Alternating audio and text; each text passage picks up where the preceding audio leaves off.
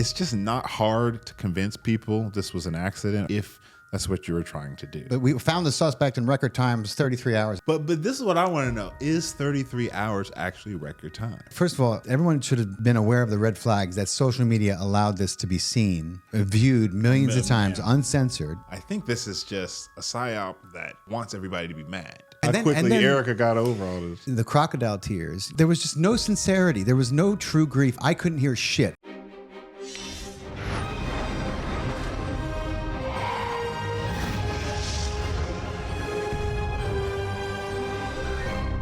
Today, we're sitting down with Chris Crutchfield, a keen researcher and insightful commentator. Chris is someone who's spent years paying close attention to how fear, conditioning, and authority quietly shape human behavior. And guess where we're starting? With the elephant in the room. The bizarre public execution of Charlie Kirk and the subsequent media fallout and feud between Candace Owens and Erica Kirk. We explore the glaring inconsistencies in the official ballistics reports and the strangely managed public grieving process, which has left the entire internet both searching for answers and scratching their heads. Chris also unveils to me the shocking concept of bio-digital convergence, explaining how our central nervous systems are being interfaced with wireless technology through body area networks. From Raytheon's alleged involvement in human augmentation to the smart dust phenomenon seen by DMT users, we take a good look at the silent war currently being waged on the human biofield. This conversation doesn't hand you answers, it hands you clarity. And once you see these patterns, it's hard to unsee them.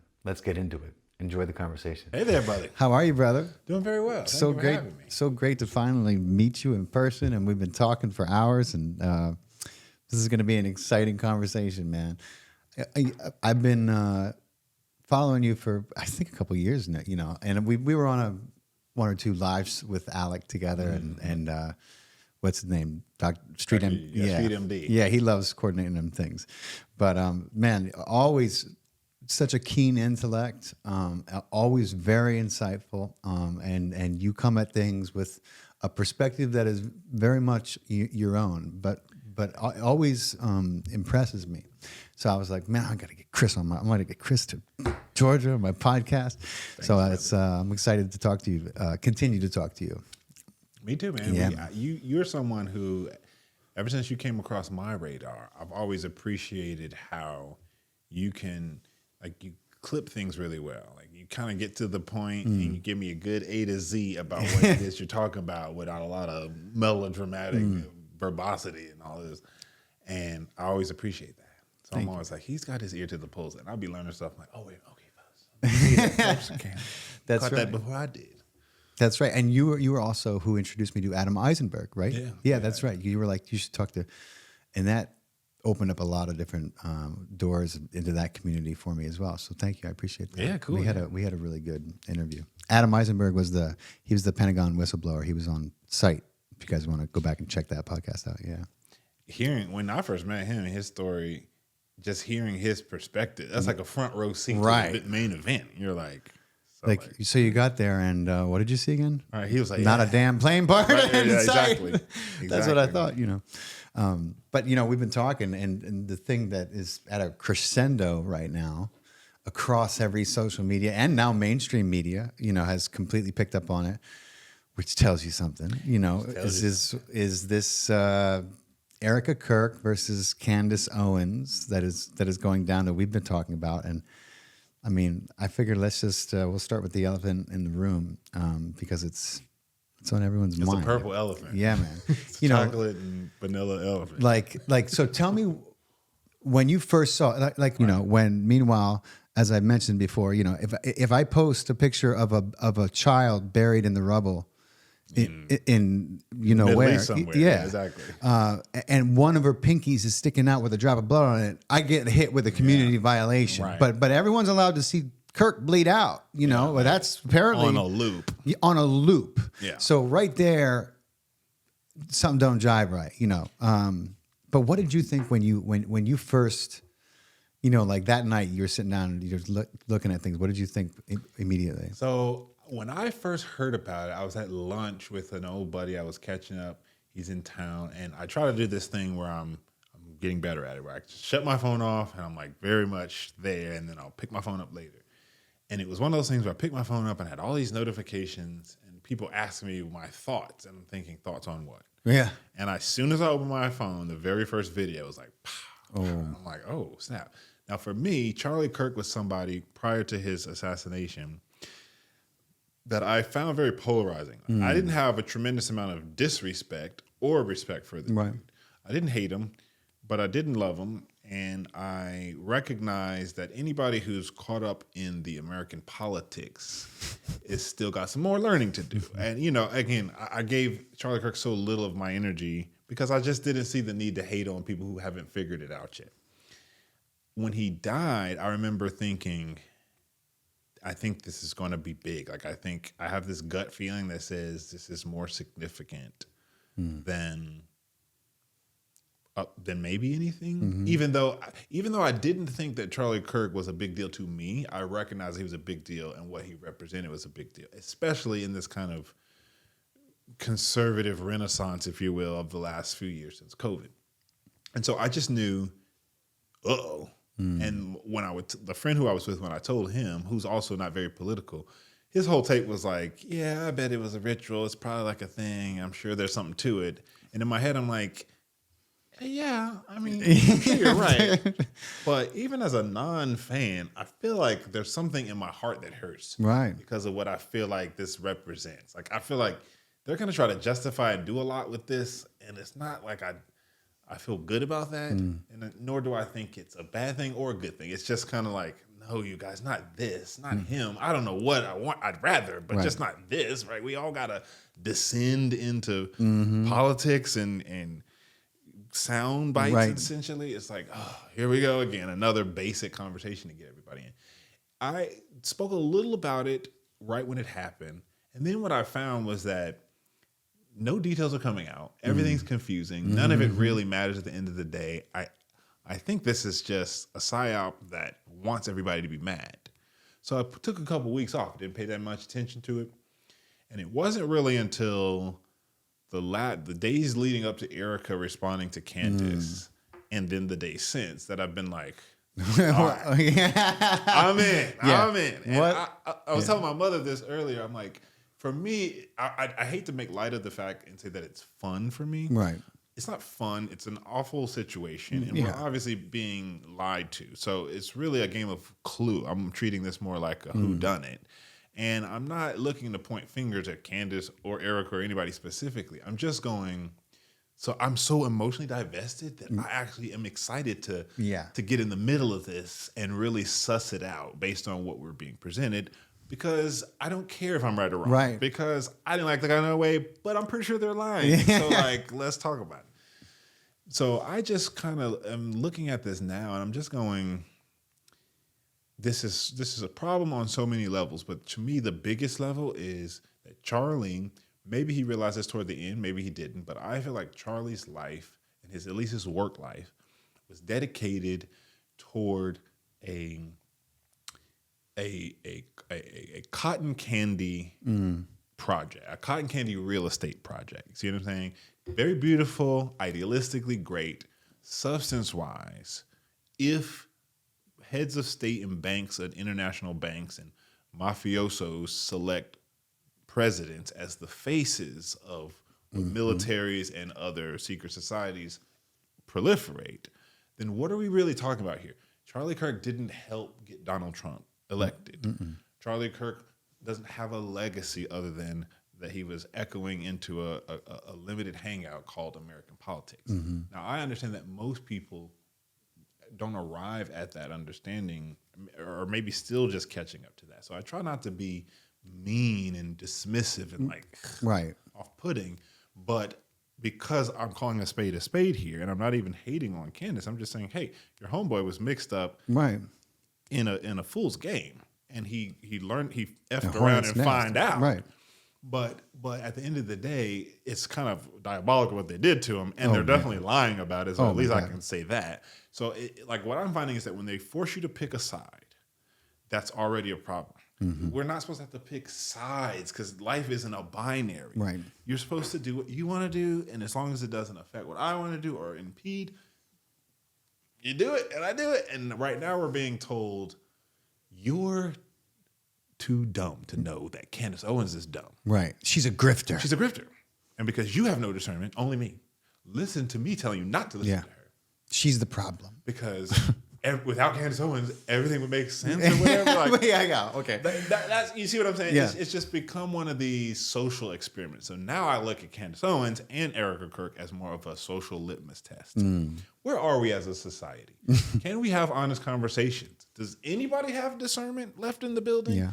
Can anybody just call a liar a liar? Like, are we supposed to just Can we actually like have a conversation with nuance? with nuance? You know, like with a little bit of accountability, simple, base. I mean, I don't need to know what color your underwear was that day, but I mean, like people want to know where Charlie may or may have not have been buried. That's, I mean, like, is it that crazy? Do we know where JFK was buried? Right. Do we know where, you know, I mean, like he was a political figurehead for this young movement.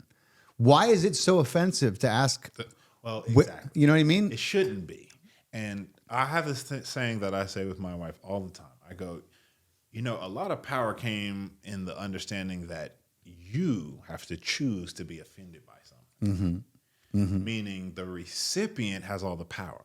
And I give, you know, as a card-carrying black person, I feel like I can say, people come out and they want to be like, hey, nigger, I don't like you. Right. I can decide at that point, okay. Yeah. What is this? Sticks and stones or whatever? Like, oh, nigger, oh, is that supposed to hurt? Oh, ouch. Right. Ow, ow. The power's in my seat. They might come in and be like, hey, what's up, my nigga? How you doing?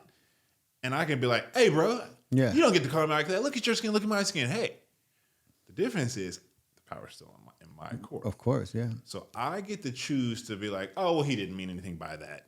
Or, well, he did mean something by it, but what kind of insult is that? Like, Right. Nerf gun insults with it. Like, come with something a little harder next Right. time. It's still in my court to choose. So with Erica and anybody, that's not Turning Point, that's anybody choosing to be offended at Candace or anybody, that says more about you. Yeah. When I hear dummies on the internet, I just tune them out. I don't get offended at the dummy. I don't go online and tell people not to listen to the dummy.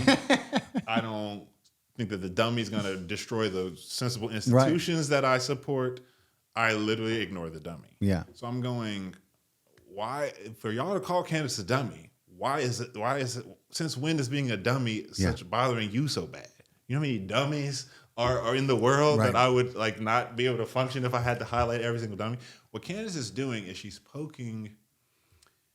not poking anything, if you ask me. She's the circumstances by which her curiosity have hit the public square. Well, because she was considered herself to be friends with Charlie. She had a lot of admiration for him. You know, they did exchange messages often. You know, like people can say that those are photoshopped or whatever, but I mean, like clearly she was emotionally invested in Charlie, and Charlie kept inviting her even against his handler's wishes to speak, because he obviously valued her opinion and Tucker's. So, you know, she has a right, and in the nature of what she does and how good at it she has become, and how strong she stands in her power, and how unafraid she is, which speaks volumes. That to me, that's the part that's like, more power to you, girl, because I probably she knows who she's a bit. I mean, that's what I'm saying. Like, it takes massive cojones. Not that she has cojones, but it takes ovarian cojones. The ovarian kind.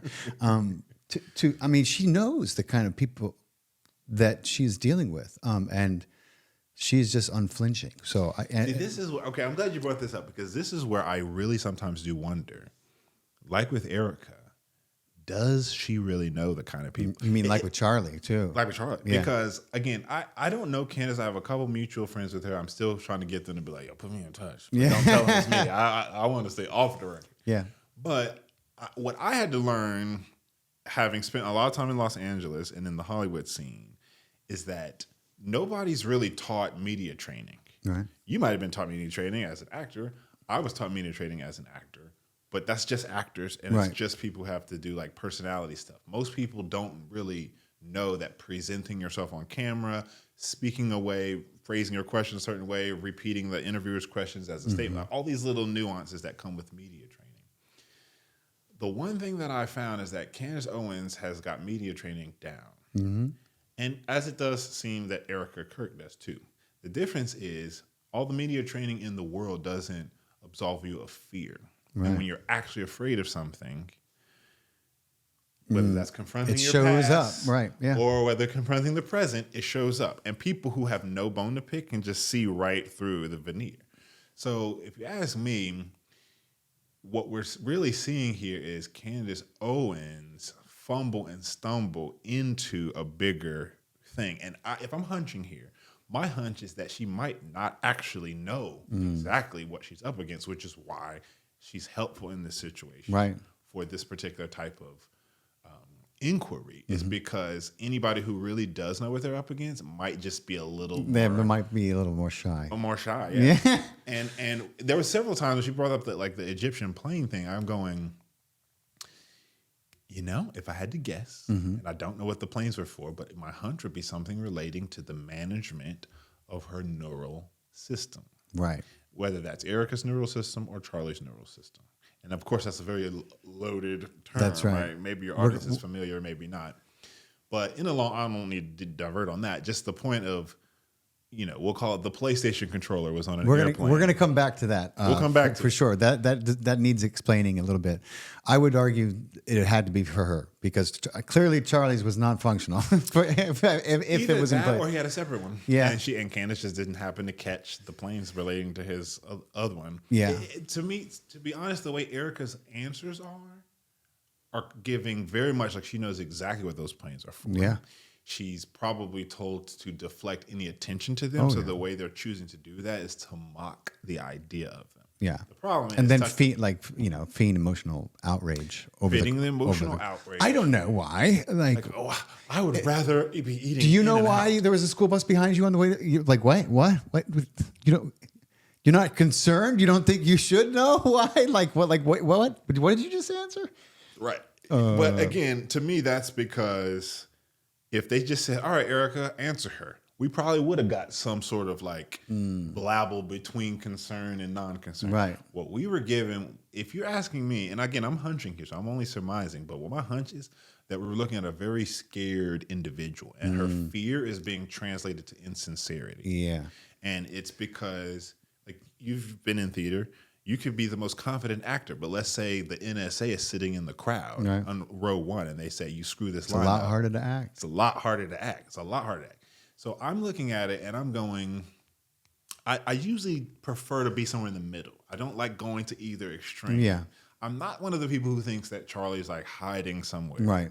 Mostly because I don't think 31-year-olds have that much.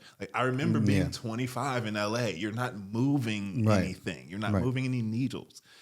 The one group when I was doing a little bit with the Odd Future, that whole Earl Sweatshirt, Tyler the Creator group, they had this rule in their group where nobody over 21 can make executive decisions. Makes And sense. it shows because look at the trajectory of that whole group. Right. But at the same time, they still had a senior investor guy with lawyers doing all the. It's always grown folks behind the veil of all the kids. Oh, yeah. Doing anything. So I just try to encourage people to be like, okay, maybe you saw Charlie give a hand gesture. I was saying if somebody's sitting on the front row and they got a gun underneath their peacoat. Oh, yeah, we were talking about and you're trying to Erica's act. performance. Correct.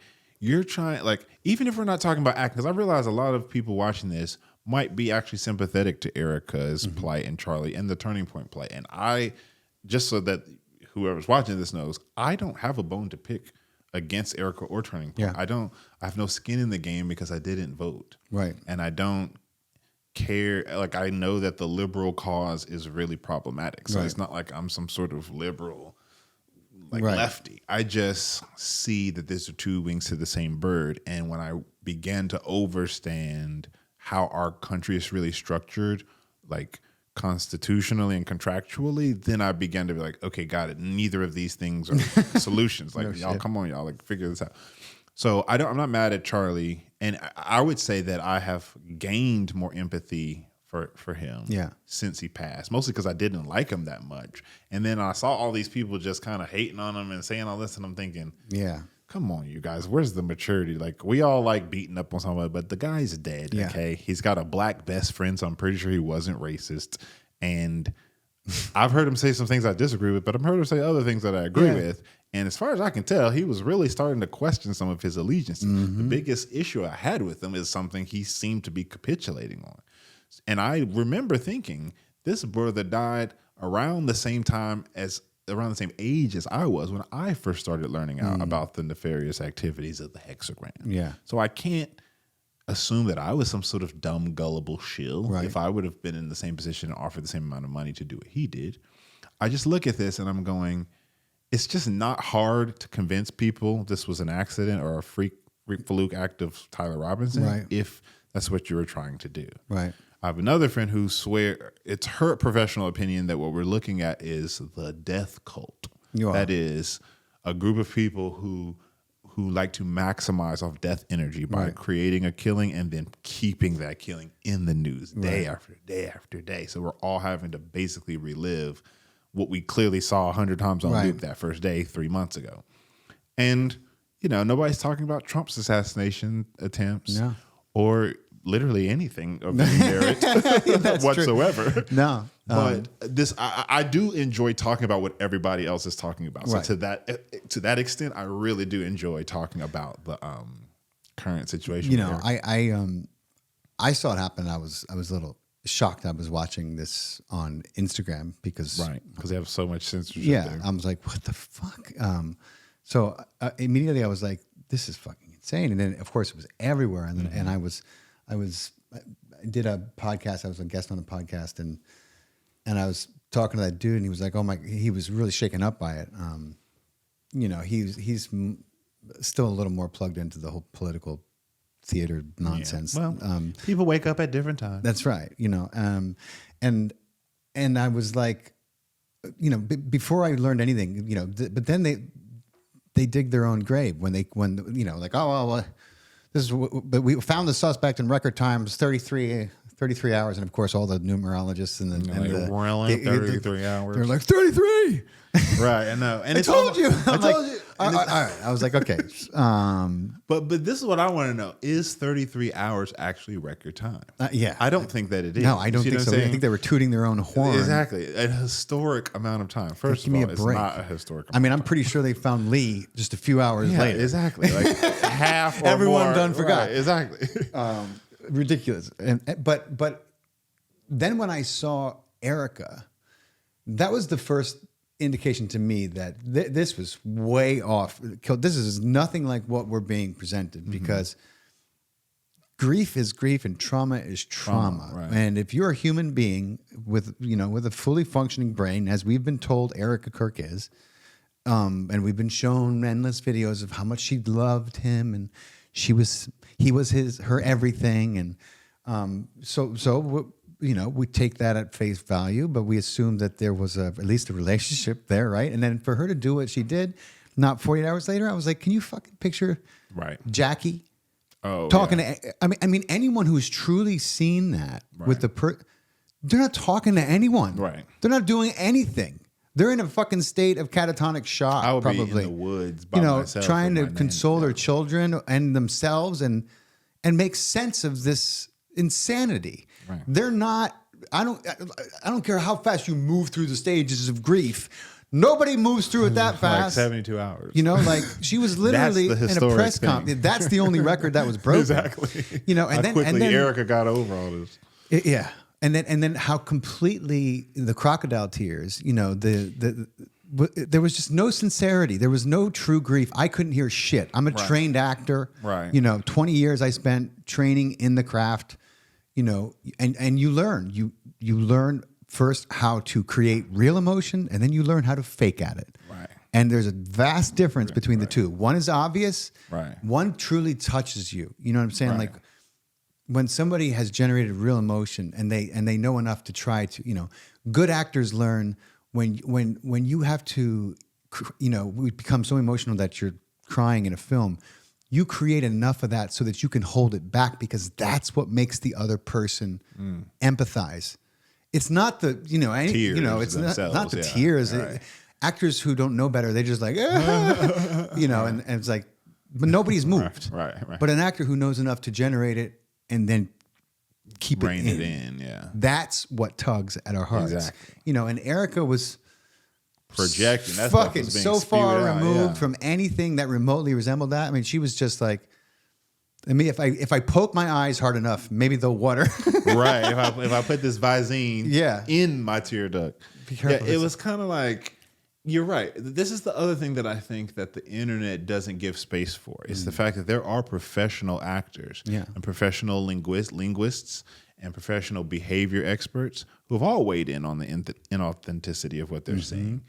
I look at it like a professional actor has a great responsibility to essentially know the room enough to know when they can draw from it for real, or when they kind of have to fake it and close the gap. Right. Some things you have to fake because you just can't draw from them. If you've never been an abuser, you have to just pretend like you're an abuser, right? Other things you absolutely don't have to fake because you could be a silent Charlie Chaplin actor and convince an audience to cry with the right emotion. That's why it's just such an absurd thing for anybody to try to convince me that what I don't feel is true emotion is true emotion. Right. Because it is. Because you know when it is. You're almost like embarrassed. You don't want to like embarrass the person further. You feel ashamed at looking at their embarrassment. This is me going, Yeah. Yeah. what was that? What was that? So again, I like people would take that and then they'll go, okay, therefore she must have had something to do with it. And I go, not if she got the mind wire, not if they got the codes on her. So let's probably get it. Let's explain to our audience what you mean when you say mind wire, because so the individual who helped crack the code. I always say that there's always somebody that along your journey of waking up, they say the right things in the right way that makes you go, aha, I get it. This particular individual had a thing years ago, but she died in 2017. But one of the things that she said right before she passed was that the apparatus, the people behind the scenes, are moving to a new group. They're moving into a new phase of control using the quote unquote mind wire technology. No specific name, no specific protocol. All I was told is mind wire. And I remember thinking, okay, if you say so. 10 years later, I find, well, I'm going to say 10 years, like 7 years later, I get connected and find the work of somebody whose whole claim to internet infamy is breaking down the biodigital convergence, that is the convergence, the artificial converging of biological systems and digital systems. We're in the middle of that. We're probably over the halfway mark of that right now. It is my firm conviction / hunch that a lot of our present day ailments, diseases, mental issues, mental instability are the direct result of fallout, we'll just say, from systems going around through you and in you and affecting you. And it's just so hush hush because it's part of the bigger control grid that no doctor, no NIH, no AMA, no CDC, none of that. They're not mentioning it because they're partly involved in doing it. But at the same time, there is the R&D, like what we see in the show Stranger Things, this government, Hawkins, Indiana based concept of the Department of Energy having some interest in children for some reason is actually the literal snowflake on the tip of the iceberg on the bigger system of human augmentation and what's really going on.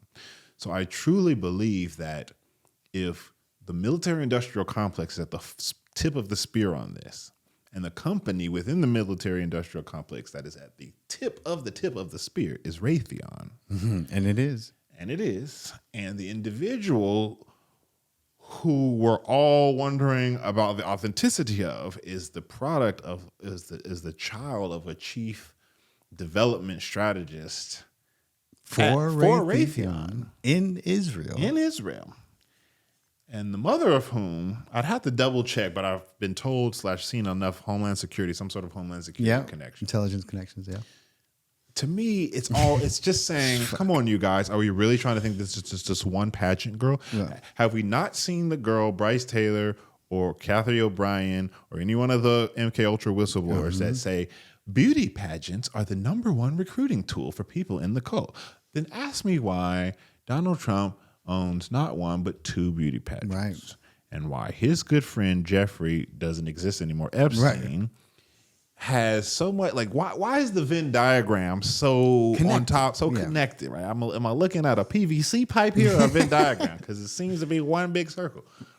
And then I find that this Erica Francevey, or however you say her maiden name, was a winner. First time in Trump's pageant. Parents, it's just a bit like, it's giving John Bonet. I saw somebody in a comment was like, the next plot twist is we're gonna find out that she's the real John Bonet Ramsey. Yeah. And I started laughing because I'm going, more fucking that actually fits. That puzzle piece clicks. It's sad to say, but it clicks.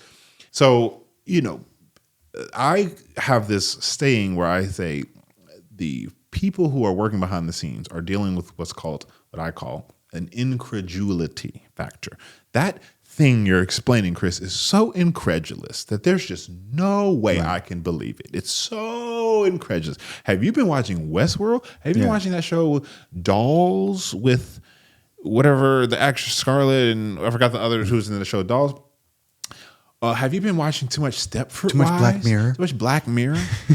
And I'm going, no, I come from the industry where I've seen firsthand that intelligence agencies fund and orchestrate and stage manage those very productions. They help write. And help write them. And in most cases, push them through the green lighting phase.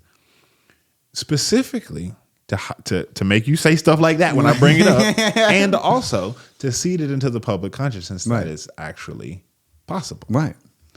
So, this movie, I remember when the movie Stepford Wives came out, and I was a bit younger, but I just remember looking back on it thinking, that would be pretty crazy, right? A remote control for your wife. Right. Only to find out, to actually meet someone in real life who's like, yeah, no, that was my former job, or I was the assistant to the person selling the remotes. Wow. And I can tell you exactly how much it cost. And if you want the full codes, it's this much. If you want partial codes, it's this much.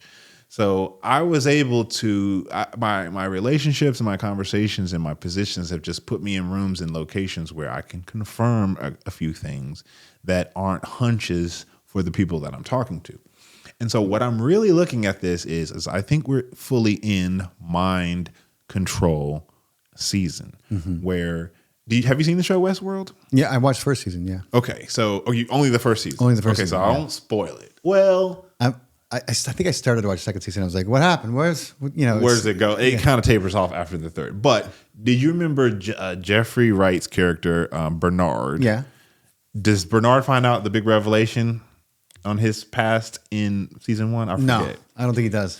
Okay, well, I won't spoil it for the audience. But that show is such a fantastic metaphor for what I think is going on right now. Because in the show, you basically find out the show is a show about robots that blend in with humans in this park, in this theme park. And as the seasons go on, the robots find out that they're robots, and they essentially feel some type of way about that, and then they take their revenge out on the humans. But the plot twists come along the lines where you find out certain key players in the Telos, the company that owns the intellectual property for the Park of Westworld, some of those players and more, we find out more and more and more as the season go on, are actually robots themselves, and they didn't know that they were. Some of the robots knew that they were, and some of the robots didn't know that they were. They're passing for humans within their own memories, but because they were programmed to be on this side of the park fence and not that side. So I honestly think that that's the best metaphor for what we're sitting right now. And we're really arguing is whether Candace Owens is pointing at Dolores or Maeve. Right. Or Tandy Newton's character or Ever Rachel Wood's character as to who's truthful and who's honest and who's telling the truth. And I'm not even necessarily saying that Candace is one of them. Maybe she is. Plot twist, double plot twist. Right. I'm not saying that. I'm just saying, as far as I can tell, they don't allow accidents. I always tell people this. You ever done a marketing campaign for anything? Like a movie or film or project? Yeah. You know how much time and strategy and finances and picking the dates and wardrobe coordination, all these different things, legal, test piloting, focus group and seeing what works, what doesn't work. For anything to take national attention, nothing does that by accident. Right. So because of how peculiarly tough it is to get the world to focus on anything, anytime the world is focused on something, that to me is not buffoonery. It's not happenstance. No, it's not. It's not grifters. There are grifters Right. in every industry, Right. always. And it doesn't stop the world to talk about the same thing. This is a very calculated thing. Yeah. Now, the jury is still out with me whether Candace is part of that calculation or not. Right. But what I truthfully think is that I think two things were wild cards. And again, this is hunch. I think that the 30-06 narrative held just fine until Candace blabbed that there was no exit wound. Right. I think you can test and you can focus group every potential scenario. But what you can't assume is that the one random girl with a bone to pick is going to happen to know the guy who was there and have his number and text him directly, Right. not have to go through Turning Point Legal. Hey, I used to work with you. Why were you here? Show me the footage. Okay, I won't send it to you, but I'm not too stupid to know you're going to screen record his FaceTime. Right. So obviously she does that. So there's some sort of evidence that she's not just bluffing. But what she comes out on with their show the next day was, you guys, I've seen the footage and there is no exit wound or blood on the backside. No, there was. During which Andrew Colvett had to come out and say, hi, yes, excuse me, is this thing on? Yeah, so I'm with the medical examiner and turns out his neck stopped the bullet. Right. His neck stopped the bullet. And I'm watching this and I'm going, okay, well, you just said that because she said that. Right. If she had never said that, you wouldn't. The No. 30-06 thing would have been fine. Nobody would be talking about that.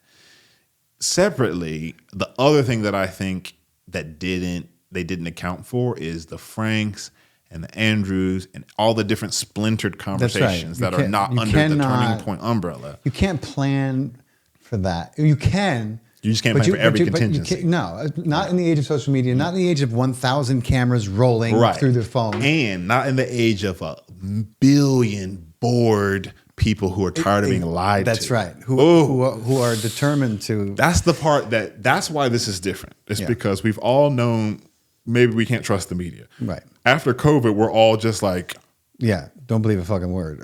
I don't believe nothing. Right. You tell me the sky is blue, I might be like, I mean, is they it could that? have never pulled off JFK today. No, never. No, And you know what I mean? Well, not with the narrative lasting for so long. They could have but done it, but people would have been calling They their bluff. depended on it. But these days, they keep trying to use and reuse old plays, Right, but it's not working. Except Good that point. the game is different, and it's the only thing they have left is to try to bully and control and manipulate the narrative, through emotional means, and people like Erica Kirk trying to turn the public against and discredit someone who may be asking questions, because a lot of people asked questions when JFK was killed, and a lot of people were killed. And the term conspiracy theorist is born from That's it. right. And it was done that to discredit people who are getting too close to the truth about JFK. And I've read book after book, and it is fucking heart-wrenching to read about each and every one of these reporters who, with the same kind of naivete that Charlie had, thought that because we were in America and because they were in pursuit of truth and we have a freedom of press, that they were going to somehow be absolved from these maniacs, these people. Right. And they weren't. And they all fucking ended up, At the unalived. bottom of a ditch or under a bridge somewhere, yeah. It was so bad. The best journalists in America were literally hunted into extinction after JFK passed, and I don't think we've ever recovered. Yeah, since Mockingbird took care of that. In the 70s. Exactly. And so, for me, Candace is, she's ferocious. She has just enough faith, and I say faith, I mean she's I think she's Christian. I know she's Christian. I don't know if she's Catholic or not, but she takes great strength in that.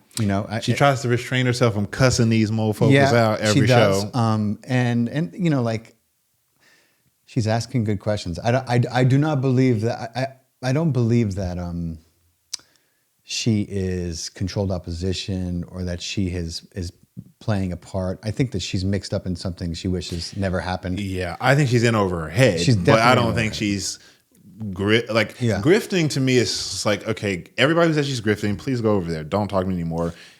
Grifters don't, a grift is only as good as you being able to cash that grift in. Right. If Exactly. If you can't leave your fucking house, right, and if your social credit tanks because of the grift, exactly, it's not a good. It's just like, come on, it's the worst grift in the history. It's the worst grift in the history of grifting. Just put yourself in a prison. Exactly. So I don't think she's grifting, but what I do think that is what you just said. I think she's mixed up in something because she's not an espionage expert. No. She's not an expert in the subversion of Western politics in the 21st century.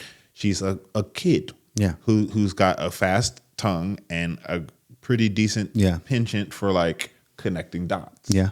And I would say that until this Charlie Kirk situation, maybe until the Brigitte Macron thing, I wouldn't even have considered her a journalist. No. I would consider her a pundit, a person. But again, I didn't hate Candace or love her before. I was just like, hey, yeah, Candace, she got a couple things to say, but like, why should she be talking about politics all the time? Don't you understand? None of that matters.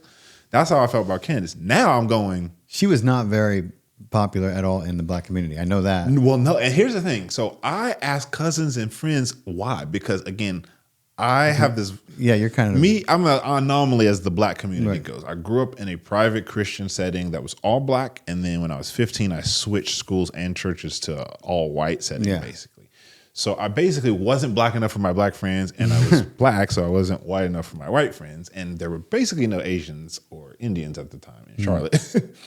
So I don't use that part of my backstory to be I had such a hard time. I didn't fit in anywhere. I was fine. I was tall and athletic and pretty funny, so I was friends with everybody. Right.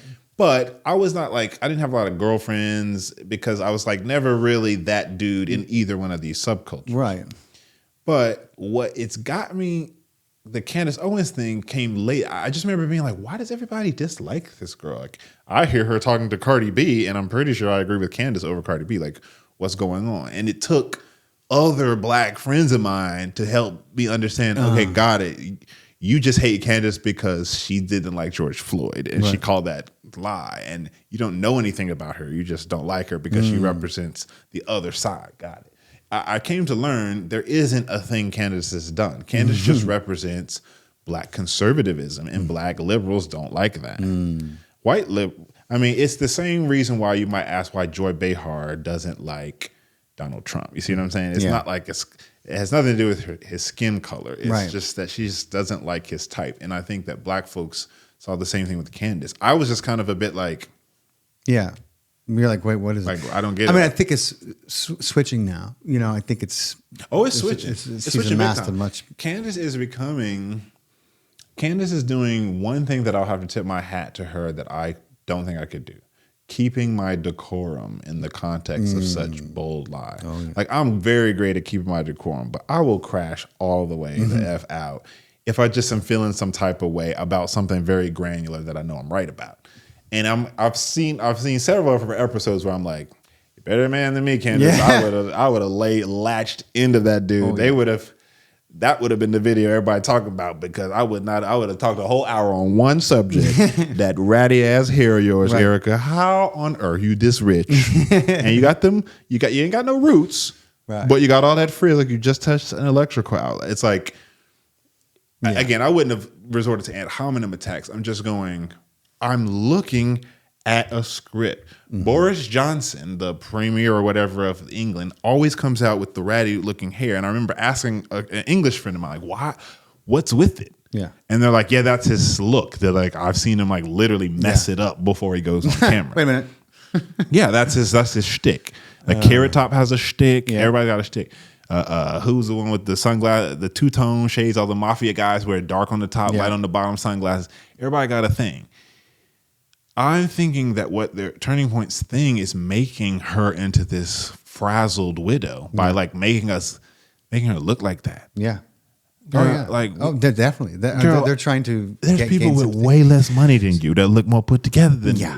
We know you gonna be on whole TV. Makeup crew. We get it. We worked in the same industry. Yeah. Come on. I was on the same shows you was on. We saw you in the back putting the drops in your eyes. We saw that. We saw us hackers. We know what those drops are for. We get it. I've used the same drops. I got something left over. Yeah. My other thing too was like, I heard her say like, I just wanted to be with my kids, and I wanted privacy. When she addressed him, she said, "I'll tell you why I was on the airplane, because I was trying to hide. I wasn't trying to escape. I was trying to hide."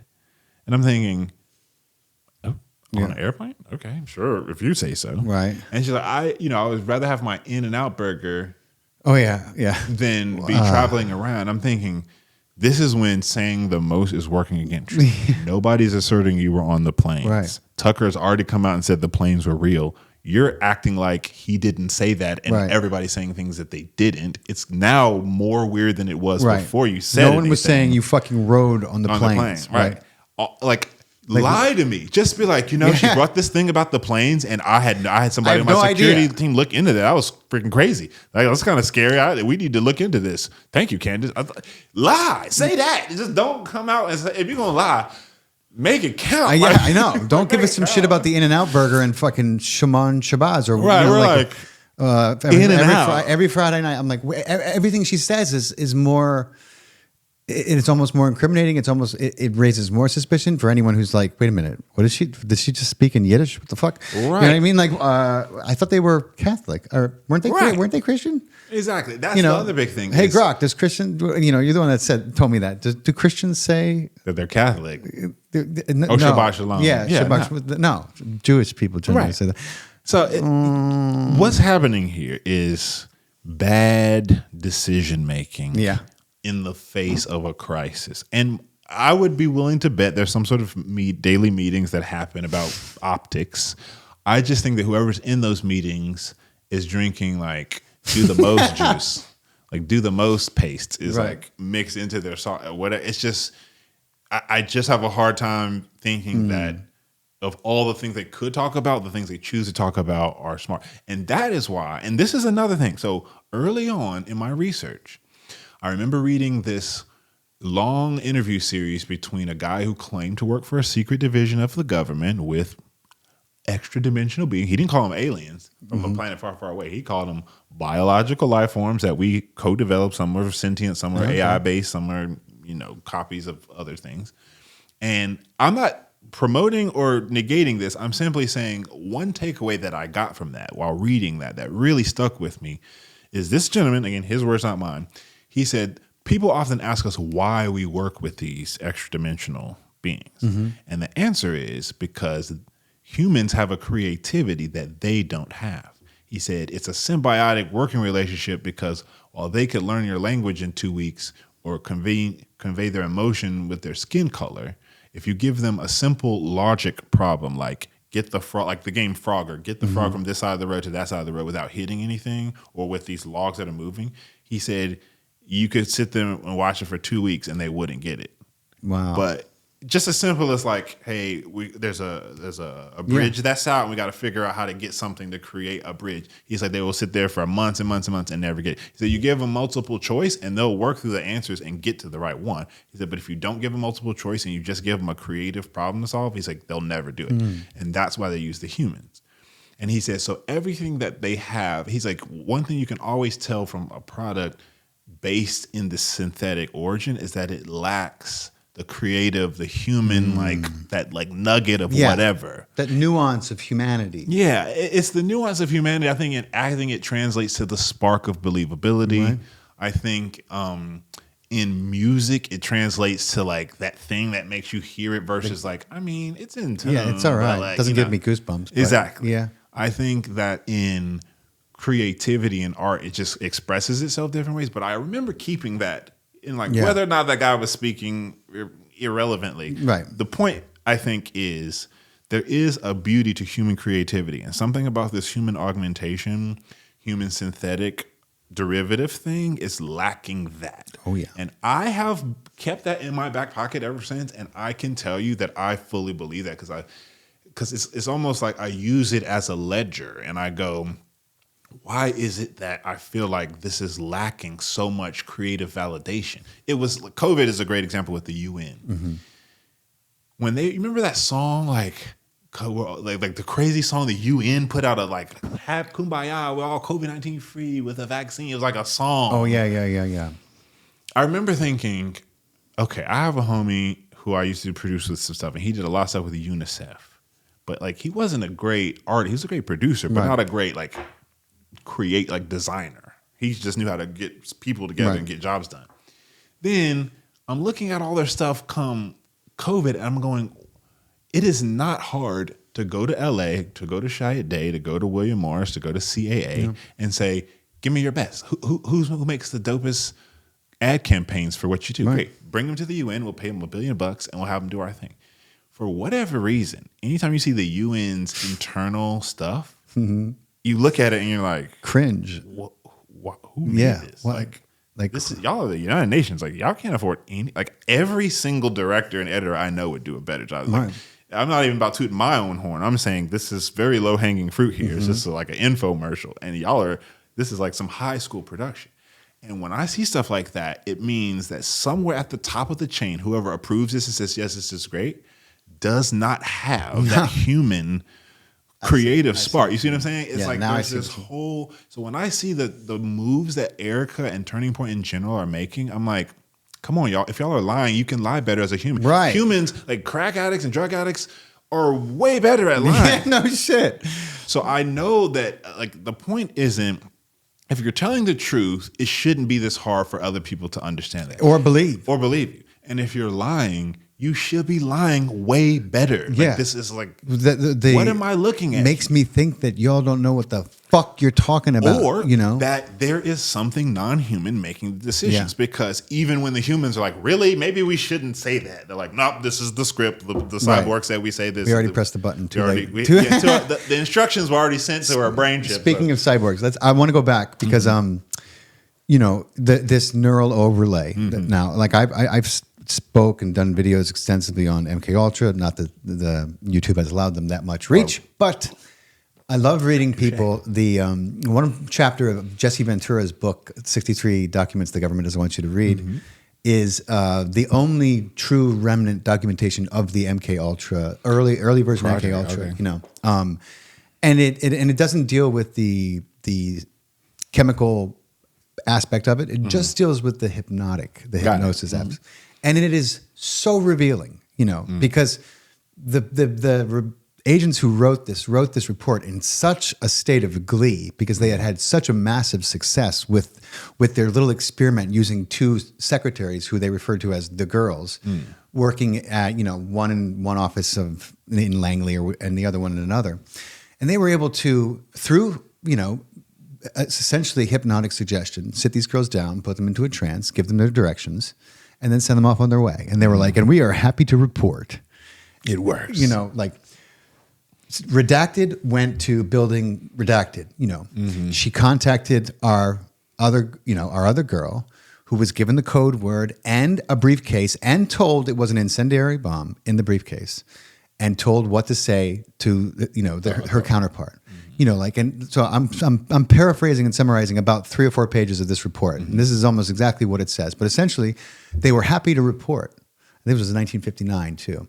These 2 women who had no conscious recollection of doing any of this, and they did it eyes open, the way I'm talking to you right now. They were bragging about it in the report. They were like, you know, Redacted actually ran into an old friend, a janitor in this building. And we're happy to say that there was no incident whatsoever. There was no, you know, and they were just like, this is how good this works. Yeah. And they got her to go. They got her to detonate the fake incendiary device, report to a room in the other building, and fall fast asleep with no conscious recollection of what she did. She did, yeah. Both women who, unbeknownst to them, had become these sleeper cell agents, they were very titillated to report that they both ended up in the rooms they were supposed to, fast asleep. Yeah. No memory. Now, you could probably regress them and get them to remember something, which is why I think it was not long after that they moved to say that you know anything that comes from a regression can't be used in court, right? Or a false memory syndrome came up and all that. All this bullshit, be like motherfucker. But that is like MK Ultra 101, right? We've advanced immensely since then through use of technology, and you know, we've been hearing whistleblowers and people on the inside who are, you know, ear to ear with these oligarchs talking about chips and control forever. You know, I mean, I remember Aaron Russo talking about it. Yeah. You know, he got to be buddies with one of the Rockefellers, and they told him what the plan was, long-standing plan. So and then, everybody who's followed me knows I highly recommend you listen to Dr. Jack Cruz's podcast with Danny Jones Yep, more I like than that one, once, because The blue light, the marshmallow. That's right. The marshmallow program and the blue light and the weaponization of screen technology and what it does to the brain. And so what we talked about earlier, which I want to fill in the gaps for my audience, was, I guess a good place to start would be the woman who told, where you heard first that she was a child who was a product, like an experiment, on these things. Like she literally had a USB port in her ribs at one point. Can you tell everyone a little bit about that story and then how long ago that was? What they've done since? Yeah. So my background is in computer science with a little bit of networking, not a ton, but I was a nerd when I was younger, and right in about the summer of 2023, I got a tremendous amount of people sending me the work of a lady named Sabrina Wallace. And I remember being like, okay, so enough people sent me her stuff. Let me pay attention to it. So I hit play. And what I was presented with was about an hour's worth of this really intricate rant about her being upset on the deployment of certain systems that nobody was talking about. And I remember thinking, okay, I have a quagmire I find myself in. Half of what this lady says checks out, and it makes complete and total sense. The other half of what she says sounds batshit insane. I've never heard anybody speaking this way. I have no clue what to make of this. And if this is actually true, may God help us all. Because what I knew from before ever meeting her was that when COVID happened and I did my video that went viral on the vaccines, that was probably my technically biggest in terms of the wake. But the one with the most views was the one I released immediately after that, and it was called 3 Big Fat Lies. And all I was able to deduce at the time was, I don't know, y'all, they're lying. They said this, this, and this, and we know those things are lies. And one of them was related to 5G. And it's like, listen, I don't know if 5G is connected, but what I know is that if the reaction is tech-based and the solution is tech-based, then the problem is probably tech-based too. It seems very strange that you have a problem reaction solution model and everything is so tech-centric, but the problem isn't. And so that's all I knew. So flash forward 2 more years when I find out about this lady's work, essentially people were sending her work to me because she's explaining the intricate details of exactly what we were under as an assault. And as I began watching her videos, at first it was like, I gotta see another one. This is great. I've never heard this. I gotta know more. I gotta know more. I gotta know more. Probably 50 videos in, I started engaging and asking her questions in the comment section. And one particular video, she answered me. And my question was, we know what COVID wasn't. What do you think it was? And her answer was something very familiar to me with a networking background, but completely threw me off. She said, in my humble opinion, I believe COVID was a load balancing test. And I go, oh boy, like, you're not joking. She's like, yeah, no, I think it was a live active load balancing test. So for people who aren't computer science majors, and you're like, okay, well, what the heck is a load balancing test? Let's say you own Faust Chicho Internet. I have Spectrum or T-Mobile or whatever. And you're like, hey, we're going to expand our internet service in the Roswell and the greater Atlanta area. But before we go live and tell our 10 million subscribers you can download all your videos, we're going to do load balancing tests for the Marietta, the Kennesaw, the Atlanta proper, the Macon. We're going to turn the networks on in this section, see how the servers do. Okay, take it off that section, turn it on in this section, see how the servers do. Turn it off in that section, turn it on in both, see how the load does, see what it's like if we have too much on server B and we need to shift traffic to server A.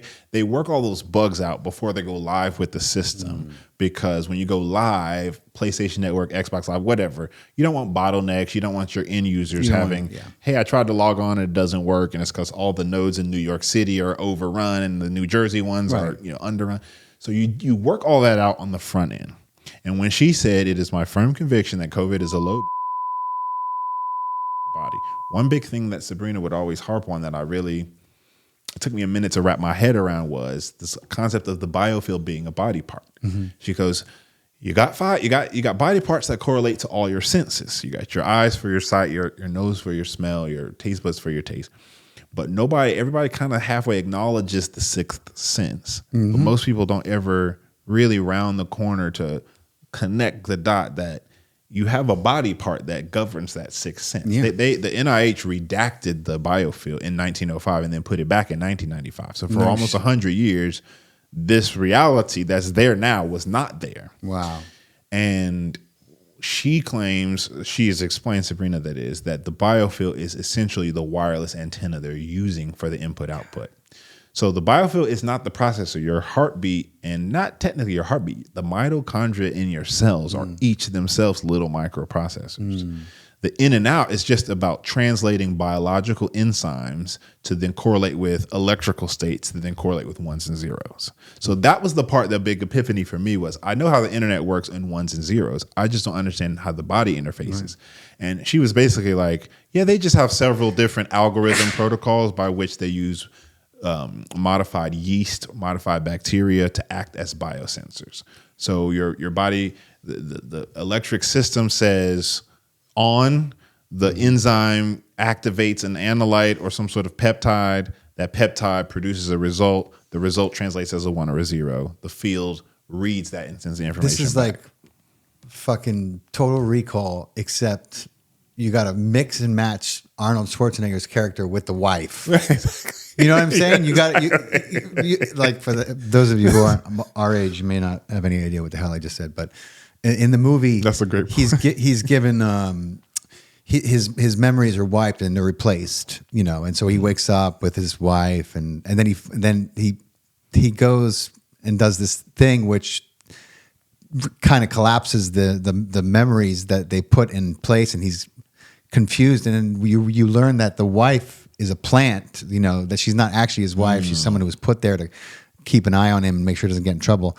And then he finds out, and they're at war, and it's a crazy movie, but there's a lot of interesting parallels. parallels to it. But essentially, what you're saying is that you think that Erica essentially is. I mean, if the woman, if Sabrina is. If that was an older model, you know, and then you got to figure Erica is a much, you know, younger. Yeah. She's like half his age. She's like Cyberdyne Systems exactly 4.0. Exactly. And I probably wouldn't make that giant conclusion leap if it weren't for her parents' strategic positions. That's right. And that's a key thing to mention is and where she's like, if Erica was just the widow, I probably wouldn't even think that. It's the fact that they made her board chair and also CEO. Yeah. It's like, okay, come on, y'all. If I've ever seen a coup d'etat go down, this is what they look like. I just don't know how to tell y'all.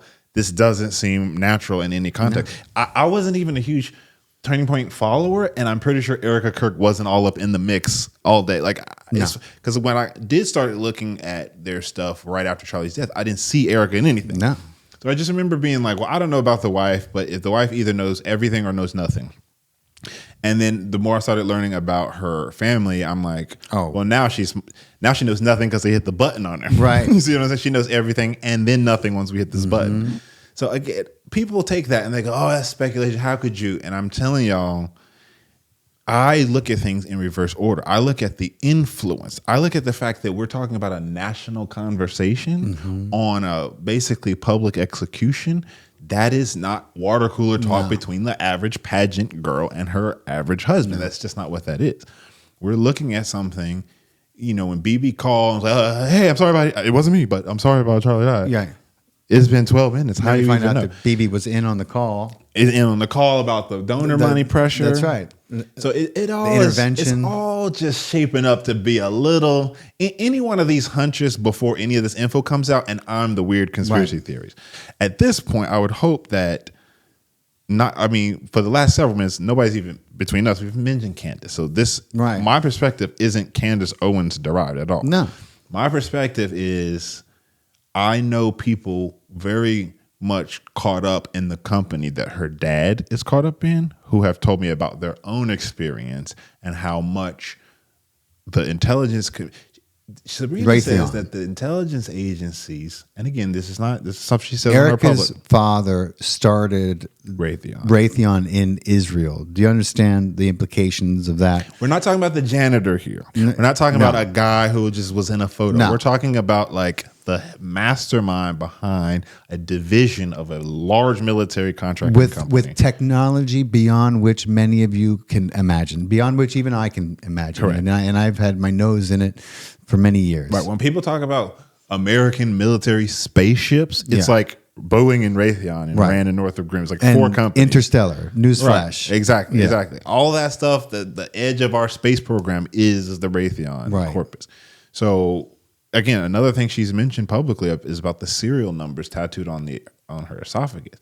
She's essentially like, my parents made me property of a program that was very hard on my body. And the best they did was give me disability and tell me to shut up and go over there. Wow. And, you know, she has had hits and threats and attempts on her life. And she has convictions about why none of those have worked. And I'm inclined. She talks about how when she was younger, they tried to kill her 4 different times. And she said, when you're in the programs like I was, she's like, you know, my bloodline is like breeder class. It's Yeah, not I've heard that considered before. like special. Right. So she's like, I was the kid who didn't die the first time they were told to kill me. And then the subsequent times were figure out why that didn't kill her. Right. So she says, I believe that my guardian angel and my fortitude and just her purpose and mission, some combo of all 3 of those things has kept her here. And I'm inclined to be right on because I don't know what else would have done it, considering the stakes as high as they are. Yeah. Go ahead. Well, the also her level of fame and notoriety never became Candace Owens level or something. anything that they would have to say, hey, Exactly. what happened? What happened? Can we do it right this time? You know what I mean? Exactly, Like, exactly. They don't want to put themselves at any more risk than they have to. So- Exactly. Plus, Sabrina, she says it all the time. She's like, I never wanted to be public. I wanted to come out for 2 weeks and say what I knew and then have the pros take you from there. I didn't want to be this person. She's like, I'm just a networking person. She's the very person responsible for installing internet in the state of Wisconsin. Wow. And she's like, that was my job. As How a fun fucking ironically crazy. time. Like, I know.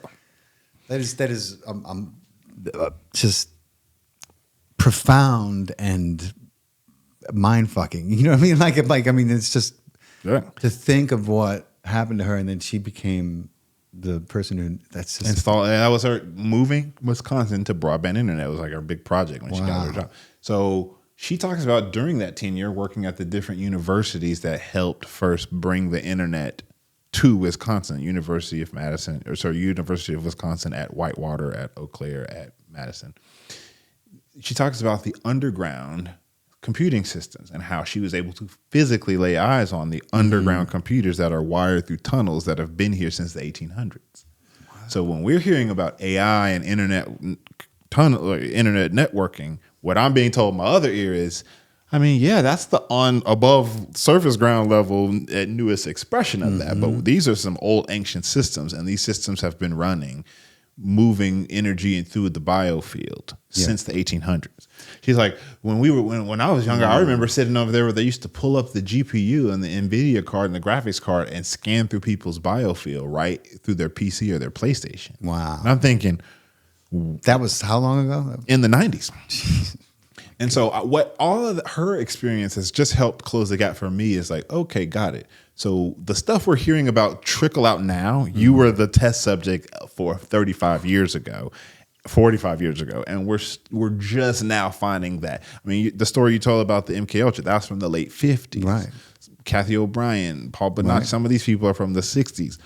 So I think that what we're really looking at is we're looking at chapter 10. We're way in the mix. And I've worked in the industry of Hollywood enough to know that international phenomenon are not accidental. No. They're always very stage managed. It's always tons of money in optics. It's always 10 different reasons they're doing everything. Mm-hmm. It's almost like these investments. I mean, you could see that if you watch that whole scene play out. You can literally see exactly what you just said. You can see it playing out before your eyes. Massive coordination. Oh, well, it takes coordination to, yeah. I understand when you're broadcasting and doing a live Q&A, it takes Some coordination. coordination, but that's what they do. This was like on another level. It was on another level. It's not like they had fucking pyrotechnics yeah. lined up and they needed to get it right, or somebody could get fucking burned. You know what I mean? Like, give me a break. Pyrotechnics, there was no ambulance there was no security. There are so many things why, for all the stuff that they did have, the stuff that they didn't have is inexcusable. Right. To the point where it's like, this isn't by accident. No. The other part is that they tore the whole thing They down. fucking tore the whole thing. Within 2 days. Dude, they fucking, I mean, it's almost like when someone, like a dude with a gold watch and a lot of money in his pocket fucking keels over in the wrong place. And Right, everyone right. just dives on him, Right. not to help him, but Right, to take all his shit. right, and That's what it looked like when exactly. Charlie went down. Yeah. People were like, "Oh fuck, get it." Get You know, it, yeah, like, I get it. There wasn't. It wasn't a concerned. It was like a missionary. was They a weren't moving like, "Oh shit, what is the best way to Nah, to they were address just- this wound?" They went down Knowing the game what they plan. were in charge of getting. Right. I mean, that's clear. That's clear. It's clear from anybody who's actually objectively looking at it. Because in a season where nobody's getting answers, what happens is everybody starts assuming, Candace included. The problem is people have a problem with Candace's assumptions, but then they'll make all these other assumptions that they don't have problems with. Well, maybe the wife was. Well, maybe she's just. Okay, maybe, but that's like all the different excuses of why Erica's behavior has been the way it is. She's grieving, or this, or this, or this. Okay, but that's just as much of an assumption as what Candace is assuming, right? So why do you get to assume in the affirmative and I don't? Because to make the case that my commentary influences Erica Kirk in any way or the trial means Erica, her team are being irresponsible. You're a grown woman. Yeah. If you can't handle what other people are ruminating about your husband, you going on a talk show? Right? Don't go online. Like it's real easy to just having turn a the phone press off. conference. Right. That's why I'm kind of like this half and half thing is not going to work. Right. So I'm looking at this and taking all these different touch points I've mentioned. I'm going, okay, this definitely doesn't seem like humans with creativity are running this, because if I'm lying, I could lie better than this. Yeah. And if I'm telling the truth, it doesn't come off. I could looking write like, a better script for Tyler and his fucking lover. I can than write that idiotic. Right. I mean, I can't. But so I'm a producer. I see that shit and I'm just like, red light. Like, my love. Go back to the drawing board. You ain't getting a dime for this. This is garbage. Right, yeah. You know what I mean? Like, who wrote this? But that's the same thing I said when I see all the UN's commercials. Yeah. And that tells me something at the helm isn't.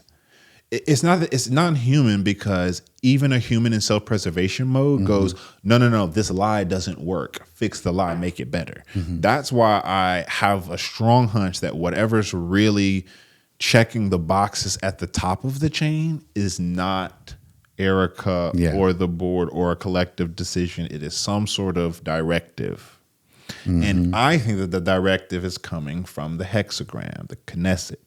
Because the Knesset seems to be the only thing funding the remaining holdouts from really understanding that the institution that they've been supporting this whole time is funding a genocide. Yeah. And when Charlie says things like, I was just in Israel, it's a 45-minute helicopter ride, like, what's up? That's a problem for them, because all it is an honest statement at like when Charlie's like, well, I trust the Israeli IDF, and even though that's weird, I'm pretty sure they were doing the right. I'm sure there's a reason for it. They don't have a problem with that. Right. It's the second he goes, something's weird about that. Right. Is when they have a problem with that, because to me, it simply means we don't need you to build. We don't need you to get Donald Trump elected. No. We do that. Right. We need you to keep all those youth unaware of what we do. That's the fucking empire we built around you, motherfucker. Yeah, exactly. You know what I mean? You think that this was built through your charisma. Right, and it wasn't. It was built through our money. That's the other thing I keep trying to tell people. Right, Charlie Kirk doesn't have a legacy. Like, if it comes off as insensitive, chalk it up to my head, not my heart. I don't hate the dude. He didn't have a legacy. No. It's not a legacy any more than Candace Owens has a legacy right now. It's simply he was the face. He was the face of something he clearly got donor money for. Those donors obviously have arguably more influence than he did over the situation, because look who's still alive and look who isn't. And his charisma and naivete was used to create the largest shield for anti-Semitic behavior against the actual Semites. And so what happens when exactly against the actual Semites?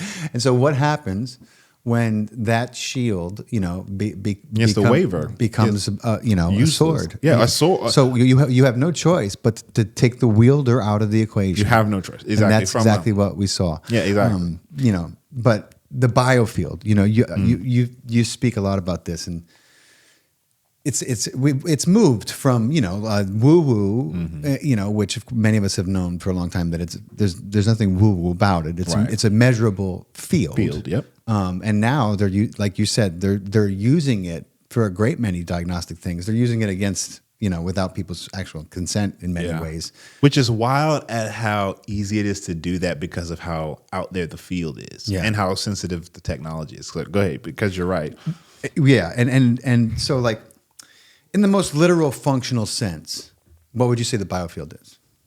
It's the body part that governs the sixth sense of the human body, an electrostatic antenna that extends about 10 to 15 feet around your body, shaped like a donut, that is the functional equivalent of what you would colloquially call your spidey senses, your gut feeling, your intuition, your Holy Spirit, your ancestors, all of the above is subtle electric information that your body perceives. It's the same reason why somebody walks in a room making no sound, or somebody across the restaurant is looking at you and you feel it, or you think about some friend and they call you. Same thing. The morphogenetic field, the Higgs field, if you ask me, is a big red herring, but the optogenetic, morphogenetic, Correllian field is this etheric, infrared, ultraviolet. Maybe we have hard words to put to it because they redacted all of them on purpose. But it's the reason why you want to prank your brother or sister and you scrape your toes on the carpet and you touch them and they go right. It's because you have a static electric charge to your body. Anything with electric field generates a magnetic field, and your biofield is the cross section of the electric and magnetic properties of your heart and your body. I talk about the power of the electromagnetic, this divine spark that we have in us to particularly when it comes to the magnetic aspect, which is the heart, which is what I often teach people, and I've learned, I was showing you those comic books that I won. I won those in raffles, I was one of many who were bidding for it. And I was learning about the law of attraction. I was learning about our ability. You got those Spider-Mans because you did like this. To influence, to influence a random movement generator, to influence a random number generator. I was learning about all these things, and I realized, quite frankly, that if I already know I won, and I can celebrate that I've won, then I have won. And I would literally Chris, it got to the point where I started to feel bad about winning, and I was raffling the books back. Sure, but these were collector's items that people would spend a lifetime trying to save to buy, and and once I started winning, I couldn't stop, and I would send them videos of me celebrating in the chat they were doing the drawing in, because I'm like, sorry fellas, and they were like, why is this motherfucker in this raffle? You know what I mean? Like I don't want to be in it if he's in it. You should put a fucking notice out. And I was like, and then law of attraction, baby. It got to the point, and then the last time my friend called my name, I was like, oh shit, I knew he was gonna call it, and I was like, I can't do this anymore. I have to stop. So I took a long break, but literally that whole top shelf, was cool. Me experimenting with how powerful we are in manifesting and affecting, outcomes, right? With our electromagnetic body and biosphere, right? And to that point, that's another big reason why I think moves are made in the TPUSA situation, because while there's PR and damage control going on, there's also the active ability to move the nation's interested youth in I think pro and anti. You see what I'm saying? All the people who hated Charlie Kirk, they drew that hate energy out. And all the people who loved Charlie Kirk was like remorse and empathy energy out, both of which were negative energies being applied to the situation. So that, I really do, like, the biofield is unique because I think we're in a war where that is the main, Like they're not trying to like mess your eyes up or your nose. I mean, they are, but like not so much as your electric field. Right. Because But if they do, it's for that. it's for that. Exactly. It's for the purposes of that. It's another reason why remember waking up one day and being like, why is it that everybody in my life pretty much needs glasses? Not everybody, but like 80% of people probably use glasses or contacts or had LASIK. Now they do. Now they Wasn't do. always like that. Yeah. You're right. And so I'm going, I don't think that's right. That 80% of the people in my life literally can't see without some device to help them see. And I put myself in that because I had LASIK a long time ago, but I had awful vision before that. And even since the LASIK, it ain't what it used to be. But I'm looking at this and I'm going, to Jack Cruz's point, the optogenetic systems that have been using, like that's the concept of optogenetics, right? Another thing I learned from Sabrina. Light, anything, LED, any type of light, it's flickering. Like the sun is a constant emission of things, no flicker. But the LEDs are flickering. super Correct. strobe Now, flickering. incandescents are flickering at 60 hertz, but that's still 60 cycles per second. LEDs are like 5 hertz or 3 hertz. So they're really going, boo, boo. Right. It's much more pulsing you and could they're call it fading. hypnotic. It's much more hypnotic, but at the same time, they're timed to be able to left eye, right eye, and train.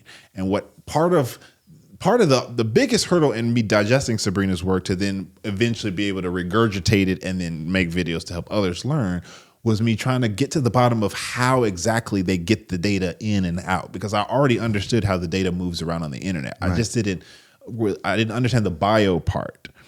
And it was time and research and reading a lot of white papers and stuff that helped me understand, okay, so if I'm looking at a light, my nervous system is regulating this LED light here. And even though it's only hitting me with like 5 or 6 cycles per second, if those cycles were timed with some controller and the record of that time was kept, and then a pulse at a specific interval meant my body reacted in a way or my pupil dilated or didn't dilate. Right. That's a simple logic problem that can say if dilation equals 1, if not dilation equals 0.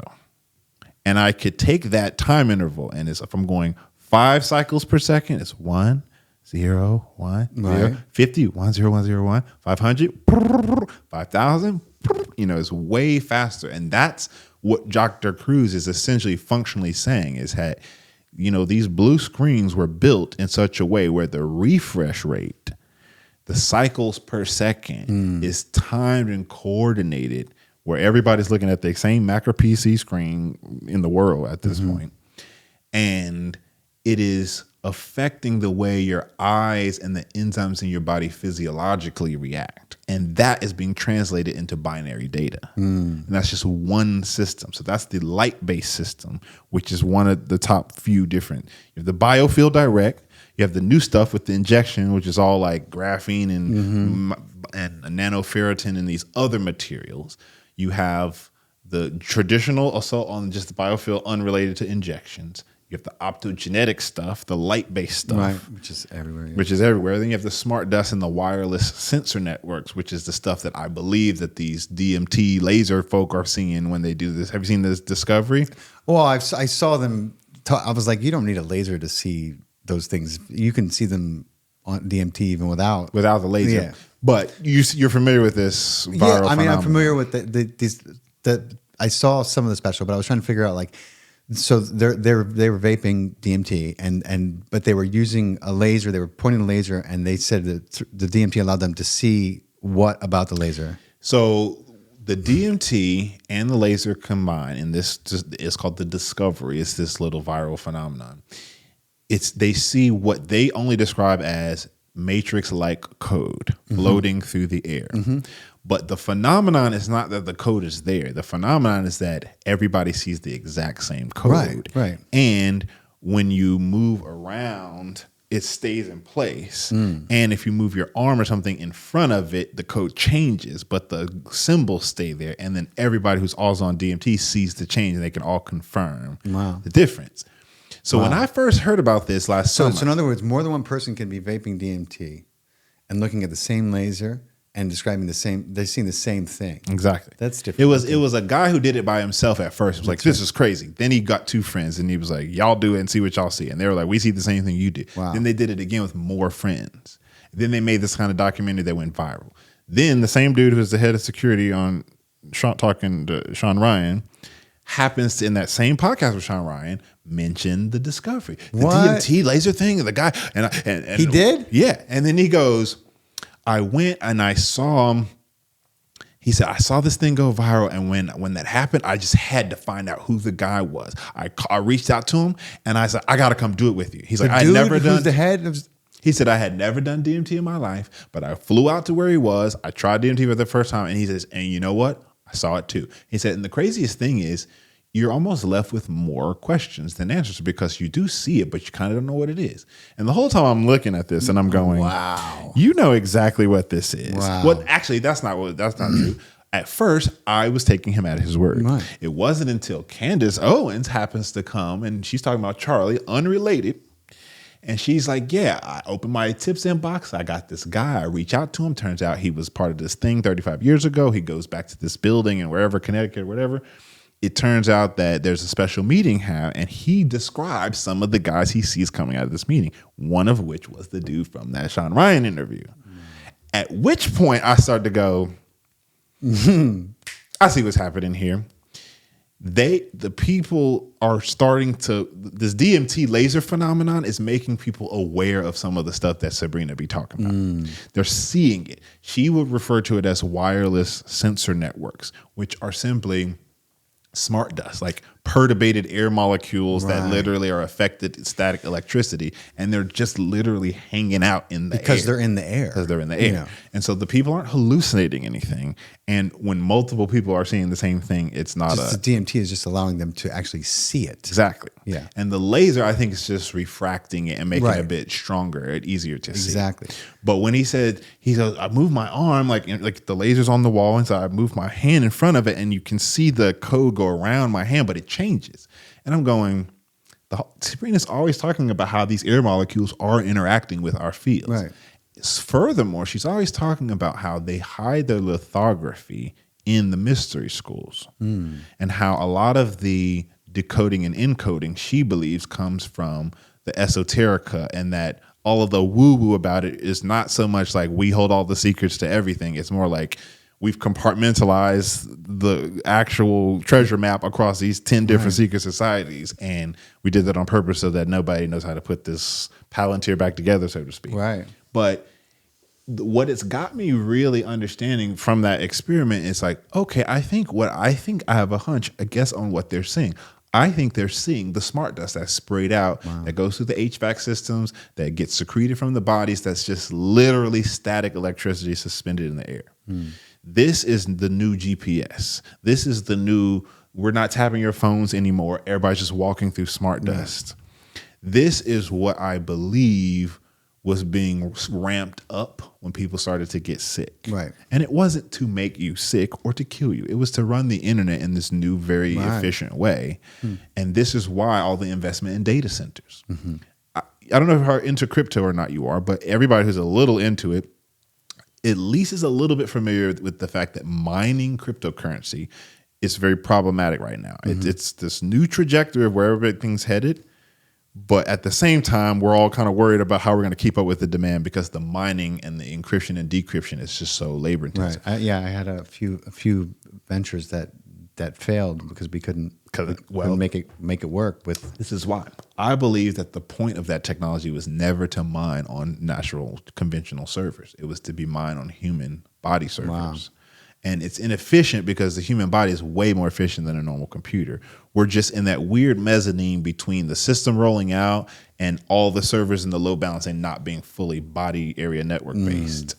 Good. This just tells you this is game over on anything. Look at the people up there. You know, what is Sam Altman? What the fuck is Jeff Bezos doing standing next to Donald Trump? All of a sudden they're fans. Right. What is Larry Ellison looks like Wild Bill from season 1. Old Bill, what's his name from season 1 in Westworld? That's what Larry Ellison looked like, actual Old Bill to me.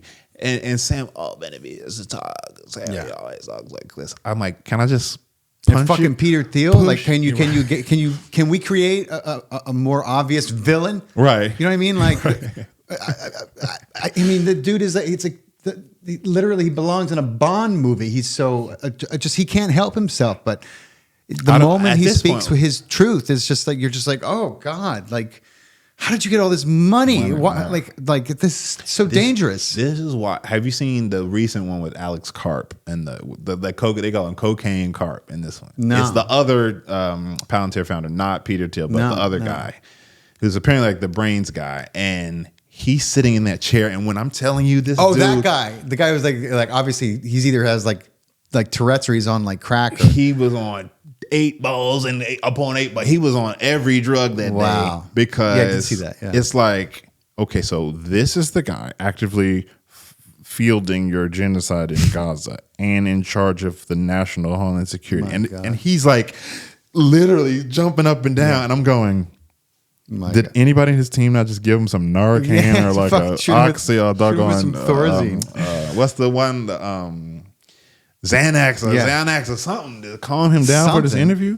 This is why I honestly think we're looking at a bunch of Westeros, all of them. Peter Thiel, Trump, all of them. I don't think Trump is off this list. It was communicated to me that Jimmy Carter was the first duplicate. No shit. That they've been duplicating heads of state since the Jimmy Carter days, and heads of state weren't even who they were first duplicating. Wow. The elites and the kind of like power people were before them. So this is, internet talk, right? You either have to decide you want to believe it or not. But what I'm saying is there ain't no such thing as halfway crooks. Mm-hmm. And if we're looking at crook-like behavior, I really, truly think that what Trump and that whole Israel Netanyahu coalition, again, I got to say this because we're speaking publicly. I have nothing against Jews or Jewish people. Upon my investigation for deconstructing my own childhood faith and just growing up, I actually found a heart and actually space for the Jewish people and the Jewish ancestry. What I just came to understand is they are being lied to about their own ancestry. Oh yeah. So the people running Israel today are not ethnically Jewish. No. And it's like everybody but the Jews seem to have understand this. But even amongst the ones that do, I don't think that they understand how there's an active campaign by the fake Jews to hate on the real Jews and to create hate for them, so that their collective plight is used as a shield. That's for right. The and the more they generate, the more they will congregate, the more they will seclude and recluse themselves. Because that is the nature of that kind of energy. You're gonna retreat into your own kind because it doesn't seem like you have any other allies. And when your kind got the leg up, newsflash, that's how Israel was fucking formed. You know exactly. I mean, that's almost how every country. I mean, it's one of those things. It's like that's not a bad thing. It's just bad when we say it about Israel all of a sudden because y'all want to call everything anti-Semitic. Right. My point of why I brought all that up is to say I don't have any reason to dislike Jews or Jewish people. In fact, what I really try to clarify on my page is like, if you're Jewish or you're sympathetic to the Jewish plight and you hear me, please listen to what I'm saying again. I have videos on these Jewish feasts. My research made me like Jesus and the historical concept of Jesus more when I realized, this was an actual Jewish dude. They just turned him into a Greek demigod unrelated to what he had anything to do with. And the present day Sanhedrin is also unrelated to anything he had to do with. So it's almost like the modern day rabbis don't do Jesus any good lip service, and the modern day Protestants don't do Jesus any good lip, and the modern day Catholics don't do him because nothing he had to do with Roman Catholic.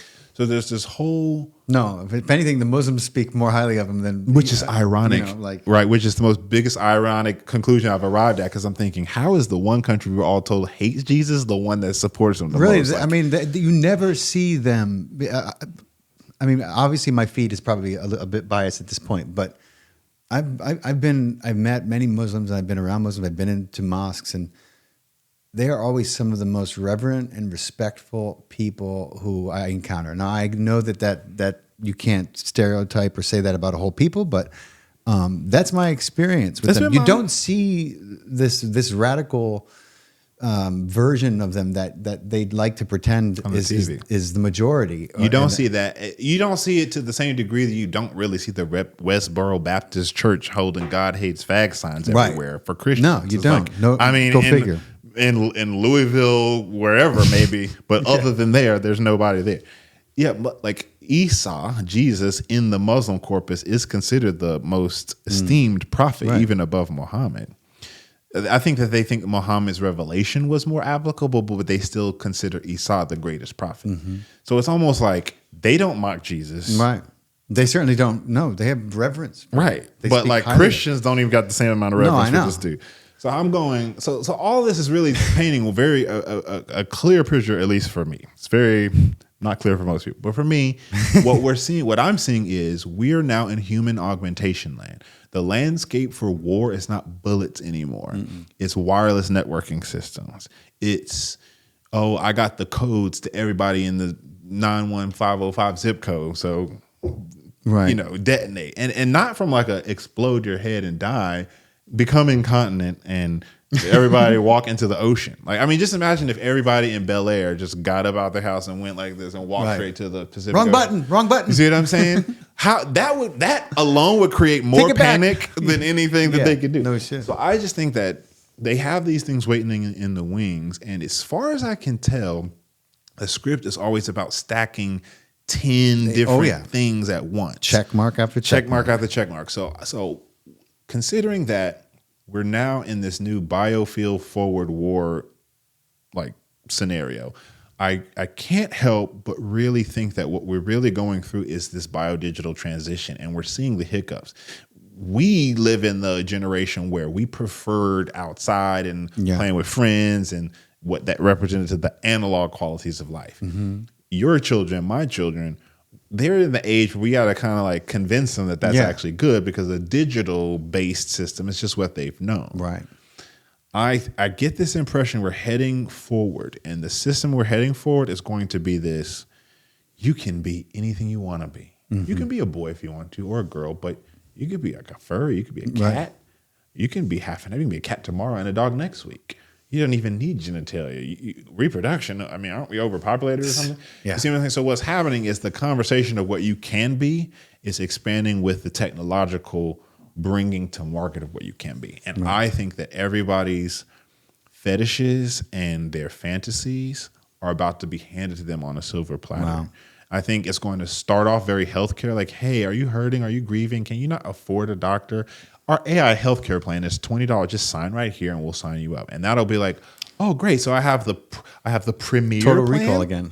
I have the premier plan. So you're telling me that if I have a headache, I have 5 headache credits per month, and you'll just hit me with the enzymes, like the Tylenol enzymes, but it won't mess my liver. Spray up? the stuff up my nose and It's great. Okay, I'll be able to like- think again. Oh, they're like, fantastic. yes, but as long as you have software version 3.0, Right. how many boosters have you had? Right. I've only had 2. Like, we can't offer you. Do you want to think again? Do you want to think? Because we want to give you the nasal spray, but you're gonna have to get your third booster. You're gonna have to get your therapist. Okay. That version of the hardware is not compatible with this version of the Right. software. We're heading there. Yeah.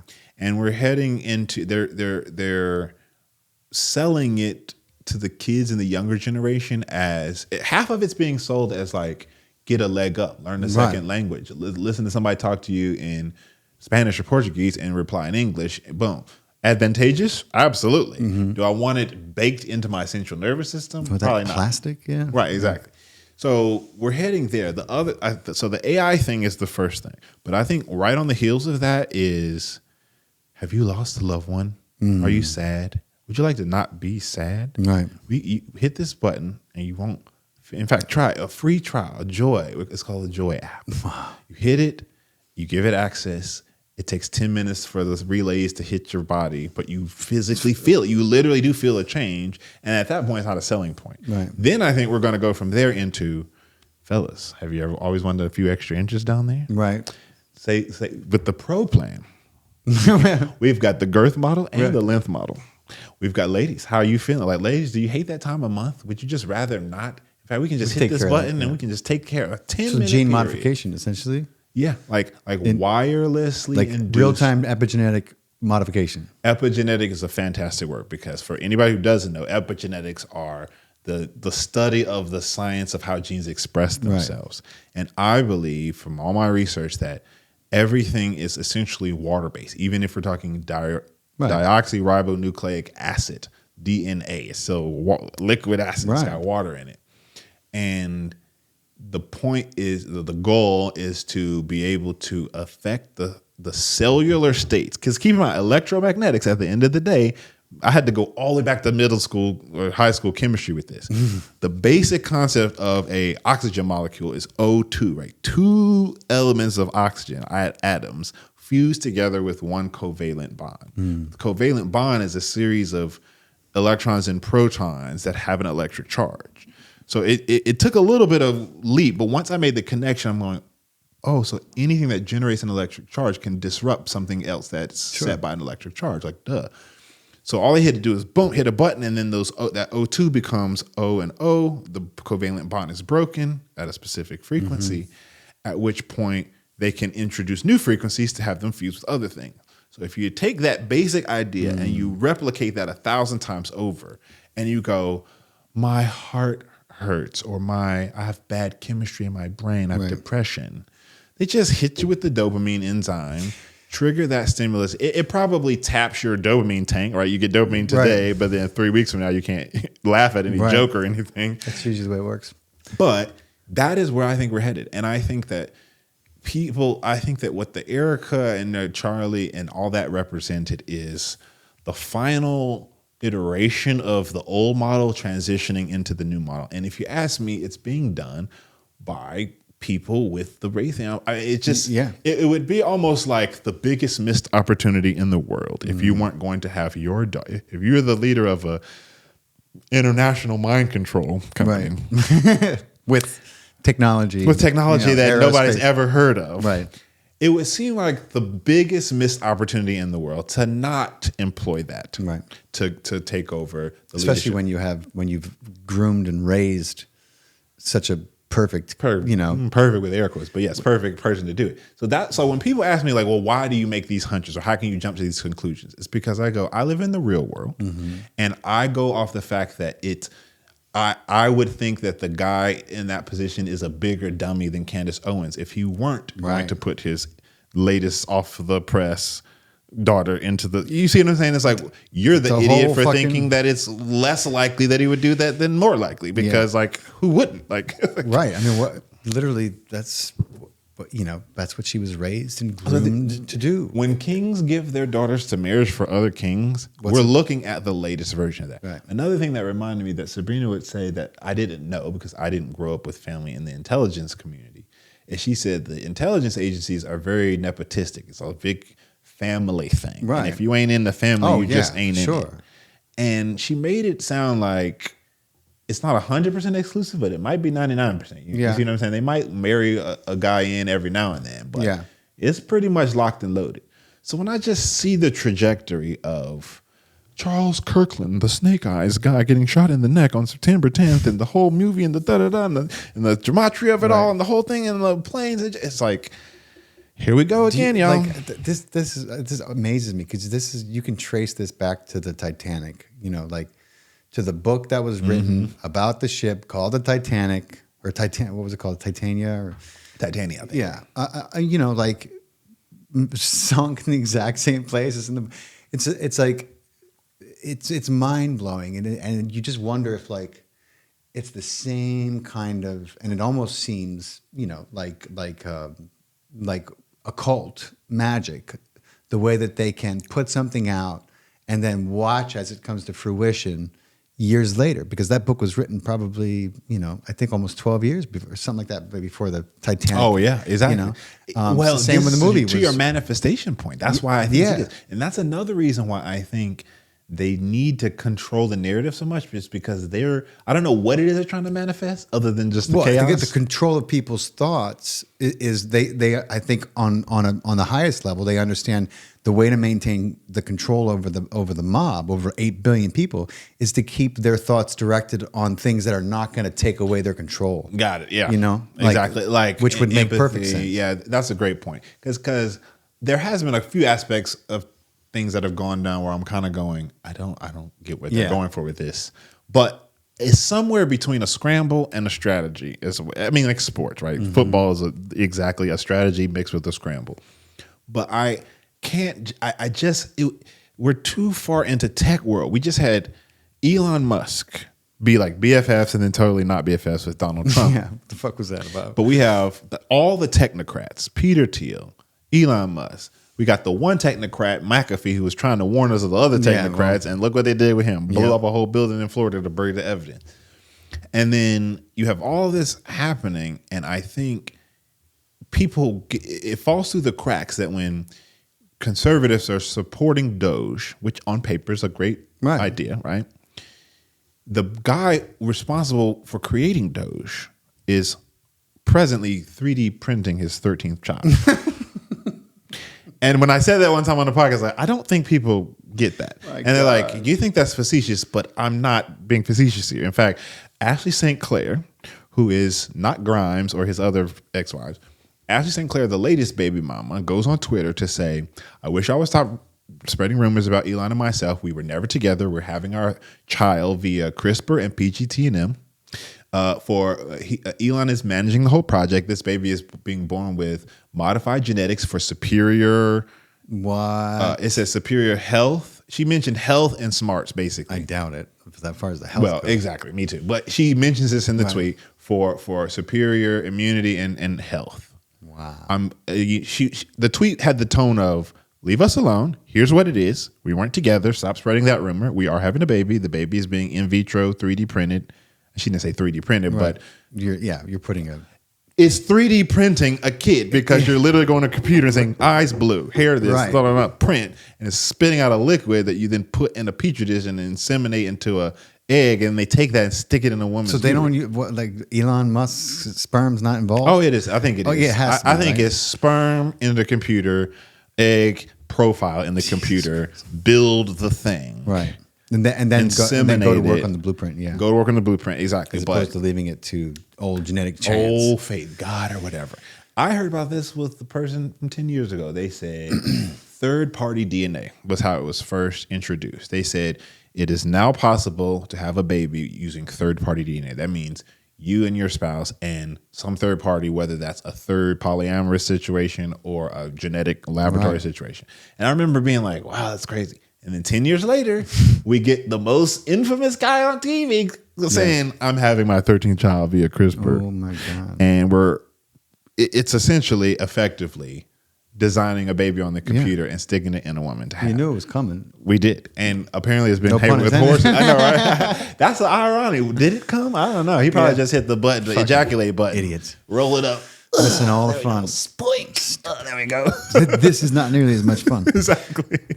So I hope that people, I go, okay, I think they're giving everybody the baby runaround with the types of things that they talk about. Because I don't watch the news, it's very evident to me whenever I'm in a restaurant or somewhere where the news is on, how dumbed down news anchors talk to you. Yeah. Roswell County, Alpharetta County woman was shot in her home, and suspects say it was the violence opened at 8 p.m. midnight. Cut to the scene. I was at my home. It was like 8 p.m. and I heard a gunshot. Right. Okay, so you just said the same thing the last person said? Right. Yeah, it was crazy. Officials are standing by. Yeah, I'm an official. We responded to gunshots at the officially responded at 8 That's p.m. it. And I'm going, this is how y'all get y'all information every day. Like, this is how you talk to a child. I talk to my toddler with more depth than this. And I think that what's happened is that's happened for so long. It was Walter Cronkite and all them at the time. And then that whole news That's why the boomers are so far gone. You're like, because it's just been spoken to that way the whole time. Yeah. Talk about hypnotic suggestion. Jesus, you can't move them off it. I'm like, exactly. You know. So because we're so far into that, my hunch is they're seeing the writing on the wall with the younger generation, and they're moving into this new Jerry Springer style thing. Because when I look at anything TPUSA, the town hall, all that stuff is giving a lot. It just looks like Jerry Springer looked like. Yeah, like the lighting, the camera, it's all like Ricky Lake-ish, Maury show-ish. You know what I'm saying? It's got this whole like, I don't know. You know how when you look at a soap opera, it just kind of got that soap opera look? Totally. It's got that Jerry Springer, Maury kind of daytime television show look. And I'm always like, I don't know. I'm a filmmaker. It's really easy to not make things look like that. So Yeah, well, like why would you? Well, it's the fact that they want to. And I think it's because their audience, people my age, grew up when we were in our 20s rooting for the girl who was the 7th baby mama because we just like the episode of Jerry Springer and go get a girl. You're not the father. Did we have the results of the DNA test? Exactly. And it was like, I am not the father. That's, I think, what the Trump and that group recognize that our generation likes. And so they're giving them to them. That's why I think he goes on WWE. Yeah. Because everybody in my age watched that stuff. You see what I'm saying? Too. And even if I'm not a WWE fan and I'm halfway a Republican fan, I still see Trump and I'm like, he got Stone Cold. You know what I'm saying? It's like, it's good branding because he goes to the fights. He goes to the first thing the fighters do is shake his hand. You know what I mean? Like it's smart. I'm not saying he's not sincere when he does those things because he definitely revels in them. Oh yeah, you can tell that. And look, I'm not saying that. Trump is. I just think he's completely compromised. And while he may have had good intentions at one point, I think that those are very far gone. They're gone now. Yeah. Now he's just in kind of a survival mode. Yeah. Let me try and keep the semblance of autonomy in place so that people don't realize that this whole fucking thing is a joke. It is a joke, yeah. And you know what's crazy is there's an interview I saw not too long ago. A girl named Anya Wick. She claims to be the niece of Jeffrey Epstein, the daughter of Jeffrey's brother, incidentally, the sister of Shia LaBeouf. What? Yeah. All those things? Yeah. Damn. Because essentially what she's trying to say without blasting her brother is like Shia was the product of a thing. You see what I'm saying? Like Shia LaBeouf was Shia LaBeouf because of a project. It's another piece of the example of nobody who's at that level is there by accident. Not Erica, not Shia, not they didn't work their way up there. No. I think if I'm being fair, we're talking 90-10. 90% of them got placed there. 10% of them was like, hey, you're talented. You're not in our mind control program, but come over here. Step right over here. We're going to need you to come over We're going to need you to come over here. Everybody else was like on that track from birth. And I'm kind of going, I think that with Donald Trump, like the Anya Wick herself in that interview, it was a great interview because she's given people a lot more insight into the Epstein thing. Right. And what she's saying in that interview is like Epstein wasn't in charge. In fact, I think he worked for Steven. Her dad's name is Steven. Like, I think Jeffrey worked for Steven. And it seems that what my uncle's job was doing was just getting a beat on people to set up leverage. And while she doesn't praise him or exonerate him, she's like, they're got everybody looking at the wrong head of the snake, basically. And she's the one who says, oh yeah, Trump was involved. He had his time with me. She also goes on to say that there are several actors who were being asked to abuse her that didn't want to, that followed through just to kind of like, she mentioned one guy. She didn't say his name, but she said, this is a celebrity everybody would know because my dad was basically forcing him to. Wow. But the guy was crying and begging him not to have to do it. And she's like, he like thrusted one thrust and like collapsed in grief and started crying on the floor. But she's like, I don't actually hate people like that. Right. I hate the people protecting those people. And she realizes that even he was probably caught up in something he didn't realize forced to make some weird choice that he halfway made and halfway didn't. But it was the same person. It was that same interview where she goes, look at Donald Trump since the second inauguration. She's like, it's not the same guy. She's like, his whole demeanor, he don't do this no more. Yeah. I don't know if you've noticed. He used to do this every show. I know. Every you guys. No, he doesn't. He doesn't do the hand thing. And she basically said, whatever they got on him, he's just going, all right, okay. I'll sign here. And I caught that day too when they usually have him look at teleprompters and stuff. You see them sometimes they zoom out the two teleprompters. They're actually on the ground and they're hitting those angled glass. But it was that second interview, second day, second term, where he's with Sam Altman and he's with Larry Ellison, and they're announcing the Project Stargate. And I'm noticing he's just reading cue cards like this. Right. And I just remember thinking, why don't they use the teleprompter? Like it comes off weird when he goes up and he's like, hey, you guys, so I'm just going to be reading. And the whole time he's looking like this. This is my updated script here. Right. Yeah. Like they gave him a script 5 minutes before and he went live. Like I honestly think that's what happened. You remember during the first round of COVID when they announced the drill is live. Right. We are now live in this drill. I forget who it was, but it was some military guy who's announcing COVID going live. And he goes, I wish you would have told me. He says it like he's talking. He steps back. The other guy comes up. Trump photo bombs. Mike bombs him. He goes, I wish somebody would have told me. Wow. That's how this happens. I think they just have their thing going. They hit him in the meeting. All right, Monday morning, here's your marching orders for the day. We got this at 3, got this at 4, got this at 7. That's what people don't realize. And at 2 p.m., you're going to be at this press conference. And then 2 p.m. shows up and he's told on camera that he's the president for a now active big thing. And he's like, I wish somebody would tell me. Like, talk about fucking frustrating and mind-blowing. So for someone listening who doesn't want to like panic or just like see the amount of dread that is that is coming our way, because I honestly believe that for everything that we're talking about, there is always a counterbalance that is happening, an awakening in people. Oh yeah. An awakening in sovereignty and love and compassion, and we're seeing that. And I believe the earth is cooperating with us on that level and demanding that we raise our frequency. So I know that this conversation went and stayed, towards more of the more melodramatic things happening in our present day, but at the same time, for people who listening who don't want to panic, or like just disconnect from everything, maybe having just heard this conversation. Yeah, right? What a great time to disconnect. What do you think? What's one practical way to strengthen coherence and their own agency? What would you say to them? Well, this is what I would say. I will give you how I have done that, because what I will recognize is that everybody is built a little different. Some people don't need to see the nitty gritty to help keep their fear under subjection, and other people do.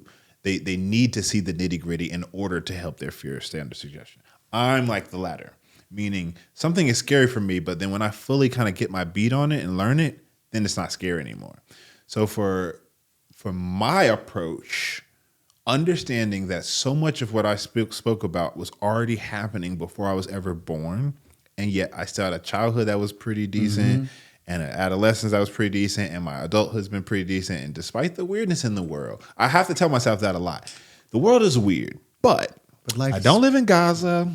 I have had money, resources to buy the things that I've needed my whole life. And all the things that I'm now learning about were already happening before I was born. So if I just allow these realities to exist and then still say that myself, my God, my ancestors, my biofield, whatever, is protecting me despite it, focusing for me, the type of person I am, it doesn't help to ignore it, because I still go, I know I'm ignoring it, but I don't know what I'm ignoring. Right. And it makes me paranoid to not know what it is I'm ignoring. Yeah. For me, it's to say, okay, what is it that y'all are doing? Let me really get real close and see what it is. And then I go, how long has this been happening? Yeah. So you're telling me every positive thing that's ever happened in my life has happened while this was also happening. I suppose that I could choose to focus on that or the fact that it exists. And I just would rather choose that. But it doesn't help me to shy away from the info. So what I would encourage is determine what type of person you are. Know what if you're setting yourself up for success or failure, and then follow through with either shutting it out or spending a few months to just dive through it so that it's familiar enough to not make you worry. Because I understand the implications of a lot of what we speak about in general. It's kind of scary. I just think that playing varsity basketball was scary until I did it. Right. Standing on stage in front of thousands of people to perform is scary until you did it. Not enough time, it's still kind of scary. Yeah. But you get what I'm saying. Yeah. Saying like playing a musical instrument in front of people, that's scary. Singing until you've done it enough. And then it's like my wife, who's toured and sang her whole life, she finds she feels most comfortable on stage singing. See what I'm saying? So you ask her to sing in a studio, and she's like, "Did I do it good? Is it? Can I do it again? Another take? Go on stage?" And she's like, "Ah, no!" The first time, right? So I just think it's about identifying you and being honest with yourself, whoever's listening.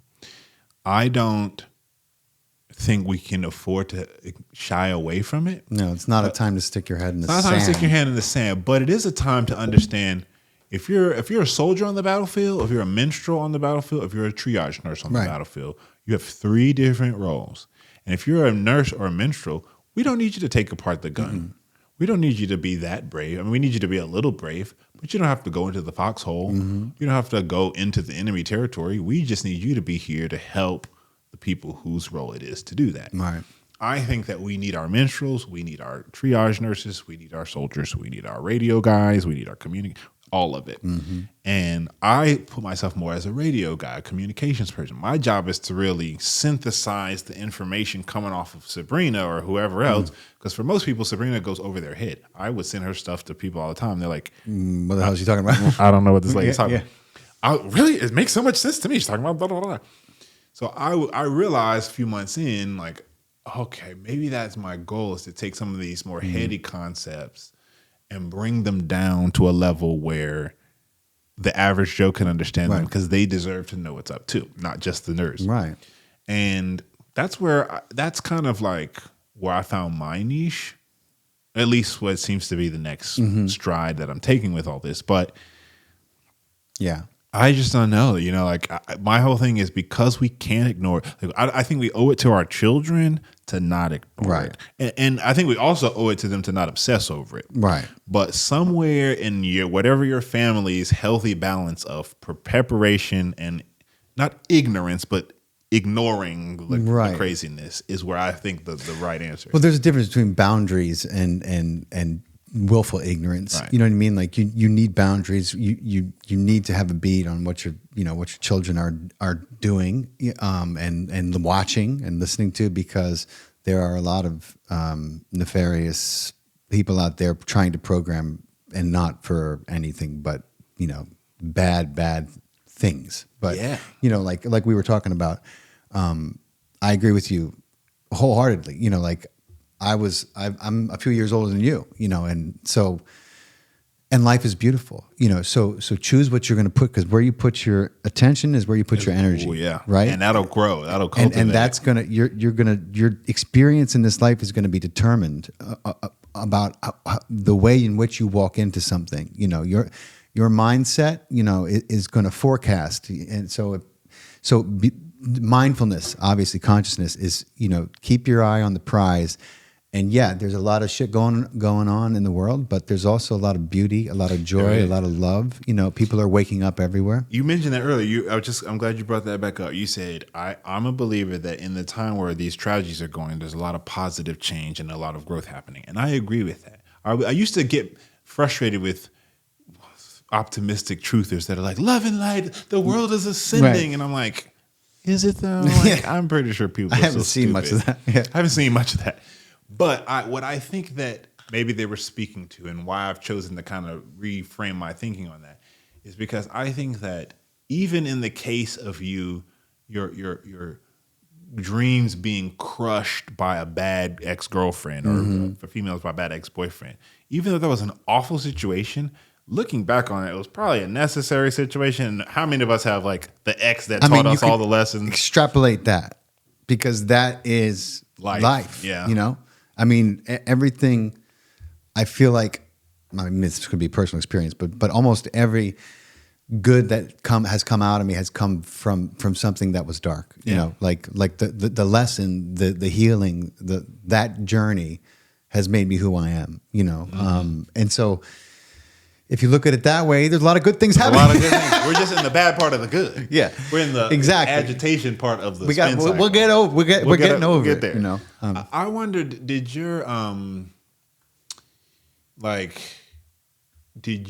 find that your wake up journey created a lot of tension in your real life?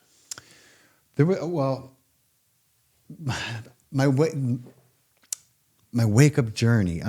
Just the process since you've been kind of 2017 or 2019, whenever you first started kind of seeing stuff was off, and then COVID. I think that for me, there was already kind of a boiling tension that I was dealing with internally, externally, because of the nature in which all of those unresolved things had manifested in my life with my habits and my thinking. And so the moment I found a way to begin to mitigate, remedy, forgive, allow, replace with self-love, brought more coherence into my energy field. It brought more presence. It brought more, and that had a ripple out effect into my family, into my life, which I've tried to continue to build on. So I think for me, I would say that because of the nature of what I was dealing with, and because of the solutions that I was able to come into in my journey, it was able to kind of begin to taper the storm until it was something that resembled more of a sunny day, Got it. Yeah. But that's just my experience. I've seen a lot of people begin, and then I'm like, listen, I know it's coming. Because things are going to like now that you're firmly on this path, things are going to unravel. Things are going to unravel. But don't think it's because of what it is because of what you're doing, but don't think it's a bad thing. Things are going to realign in a beautiful way. Right. That's just the way it works. And even though I didn't have that experience, I've seen it so much, in other people. I'm like, I can tell you what's coming, so just make sure you're wearing your helmet, all right? Yeah, no. It happened to me, bro. That came, and I was just fortunate that I had an irregular job, and I didn't have to show up to an office every day. Right. Going through that season of life, I had a whole probably 3-year. Looking back on it, I could say it was a depression. But it didn't feel like depression at the time. It felt like me being very interested in learning the truth and very pivotal about what I was going to do in Los Angeles now that with this new information that I'm learning. But I wouldn't say at the time I was depressed. Looking back on it, I think I was depressed over the lack of the idea of what I wanted being gone. But I wasn't directly affected because I had invested a lot of time. But I didn't get burned trying to leave the industry because I didn't do no rituals and nothing to get in. So I didn't have a tremendous amount to lose, and I still had phone calls I could just call up if I really wanted to get back into the work I was doing. So I had a kind of a similar situation, like I was laid down easy, so to speak. And I don't think that the average person through COVID was. I think a lot of people dealt with family turmoil and a lot of cognitive dissonance going on. Oh my God.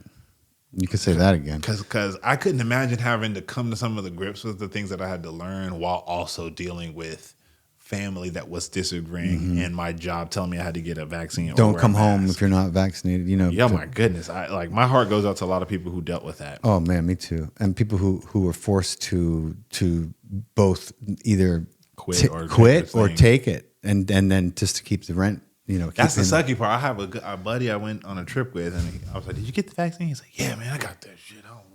I go, "Why?" He goes, "Honestly, bro, I wasn't gonna get it, but my job told me." Sent out an email, and he said I was working a job. He said I don't work for the government, but this particular thing had us on a contract or something with the state of Georgia or something like that.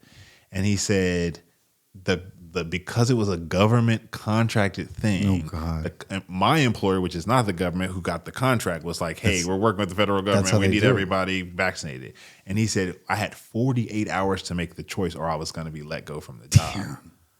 And most of the people who fucking stayed true and just said, they got their job back plus back pay plus... That's true. Like we saw a lot of because of the unconstitutionality of it. Yeah, and because of the bullshit of the mandates and the presentation of it, like as if it was law when it was never law. But again, who gets hurt? The companies. Yeah. The companies were the one that lost the business and they're losing the money from the lawsuit. That's right. The government ain't paying none of that money. And that was part of the plan. That was part of the plan because the other aspect was that it was always a recommendation, bro. They never made it a rule. Nope. That was the other part. Well, no one forced you to. Yeah, but motherfuckers, you told me that that I couldn't go to work, and so that is forcing. That is coercion. Social People were coercion. like, no one made you do. I'm like, this argument is it's silly. Ridiculous. Everybody was essentially given an ultimatum, right? and they were forced to choose to go through the harder option if they did not want Right. to take that. Plus, you have to add social ostracism. Oh, yeah. Even if you were unemployed, if you didn't have that vaccine and didn't wear a mask, you're dealing with social ostracism. In New York City, you weren't allowed into a fucking public restaurant. Yeah, no, that's wild. Like, LA too, but still, like, fucking- that's the whole reason why I couldn't have done. Like, when did y'all move? Like, what year? How far into COVID was it? I think it was. I mean, we had made it through. You got all the way through to when did you move here? 23? 22. So we got through the You got through the thick of it, bro. Yeah. I was in LA I had to for pull out. 3 months. Yeah, and you were like, I'm out. I'm out. I couldn't take it for not even 90 days.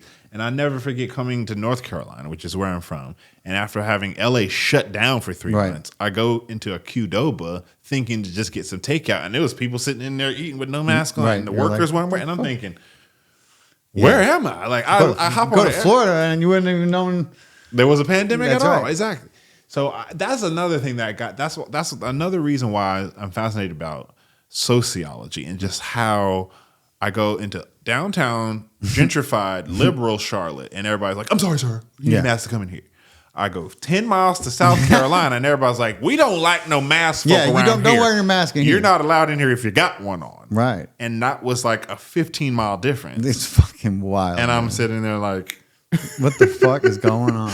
Yeah. and I guess I think my big disappointment was just how I think I have more faith in my friends and my community. Why? I don't know. Like, why should I have? I don't know. Maybe my friends, but like as a city or a social situation, I'm not emotionally attached or invested with Los Angeles or New York or anything. But that whole series of time made me so disappointed in the human condition. Like, come on, y'all. Like,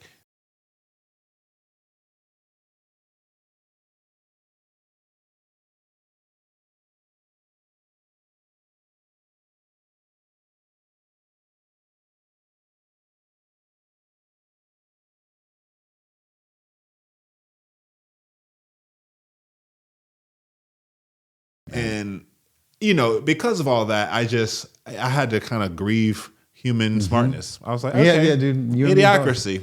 Okay, You and me both. they was onto it. Luke Yeah. Wilson and President Gatorade Camacho. My God. But yeah, man. Well, listen, man. This conversation has been everything I could have imagined it and more, brother. Listen, if you guys are listening on YouTube and you made it this far, God bless you. Don't forget to subscribe, please. And if you enjoyed the conversation, please write us a review. We need to overcome a lot of algorithmic suppression. I know, right? The uncensored version of this podcast will live on Patreon. There will be an uncensored version, I'm sure, just because the censorship regime has kicked it back into high gear. They have. Real bad. Hearing, I think the uncensored stuff is great because it's not like we were cussing too much. Right. It's just that it's great when you can talk about what's really going on without having to reword yourself for the algorithms. Right. No. Because then all the people who aren't clued in are like, well, I missed the joke. I don't Right. get what you're saying. Yeah. Patreon. So Patreon page, check it out. If you're listening on Spotify or iTunes, please, if you enjoyed the podcast, drop us 5 stars, share the podcast. We're trying to grow our following against all odds, and we appreciate you guys. Chris, Thank I'm you, so brother. glad to have you, brother. Thank you. Thank you so for having much. me. I appreciate Thanks to your everyone for beaming in. Appreciate you.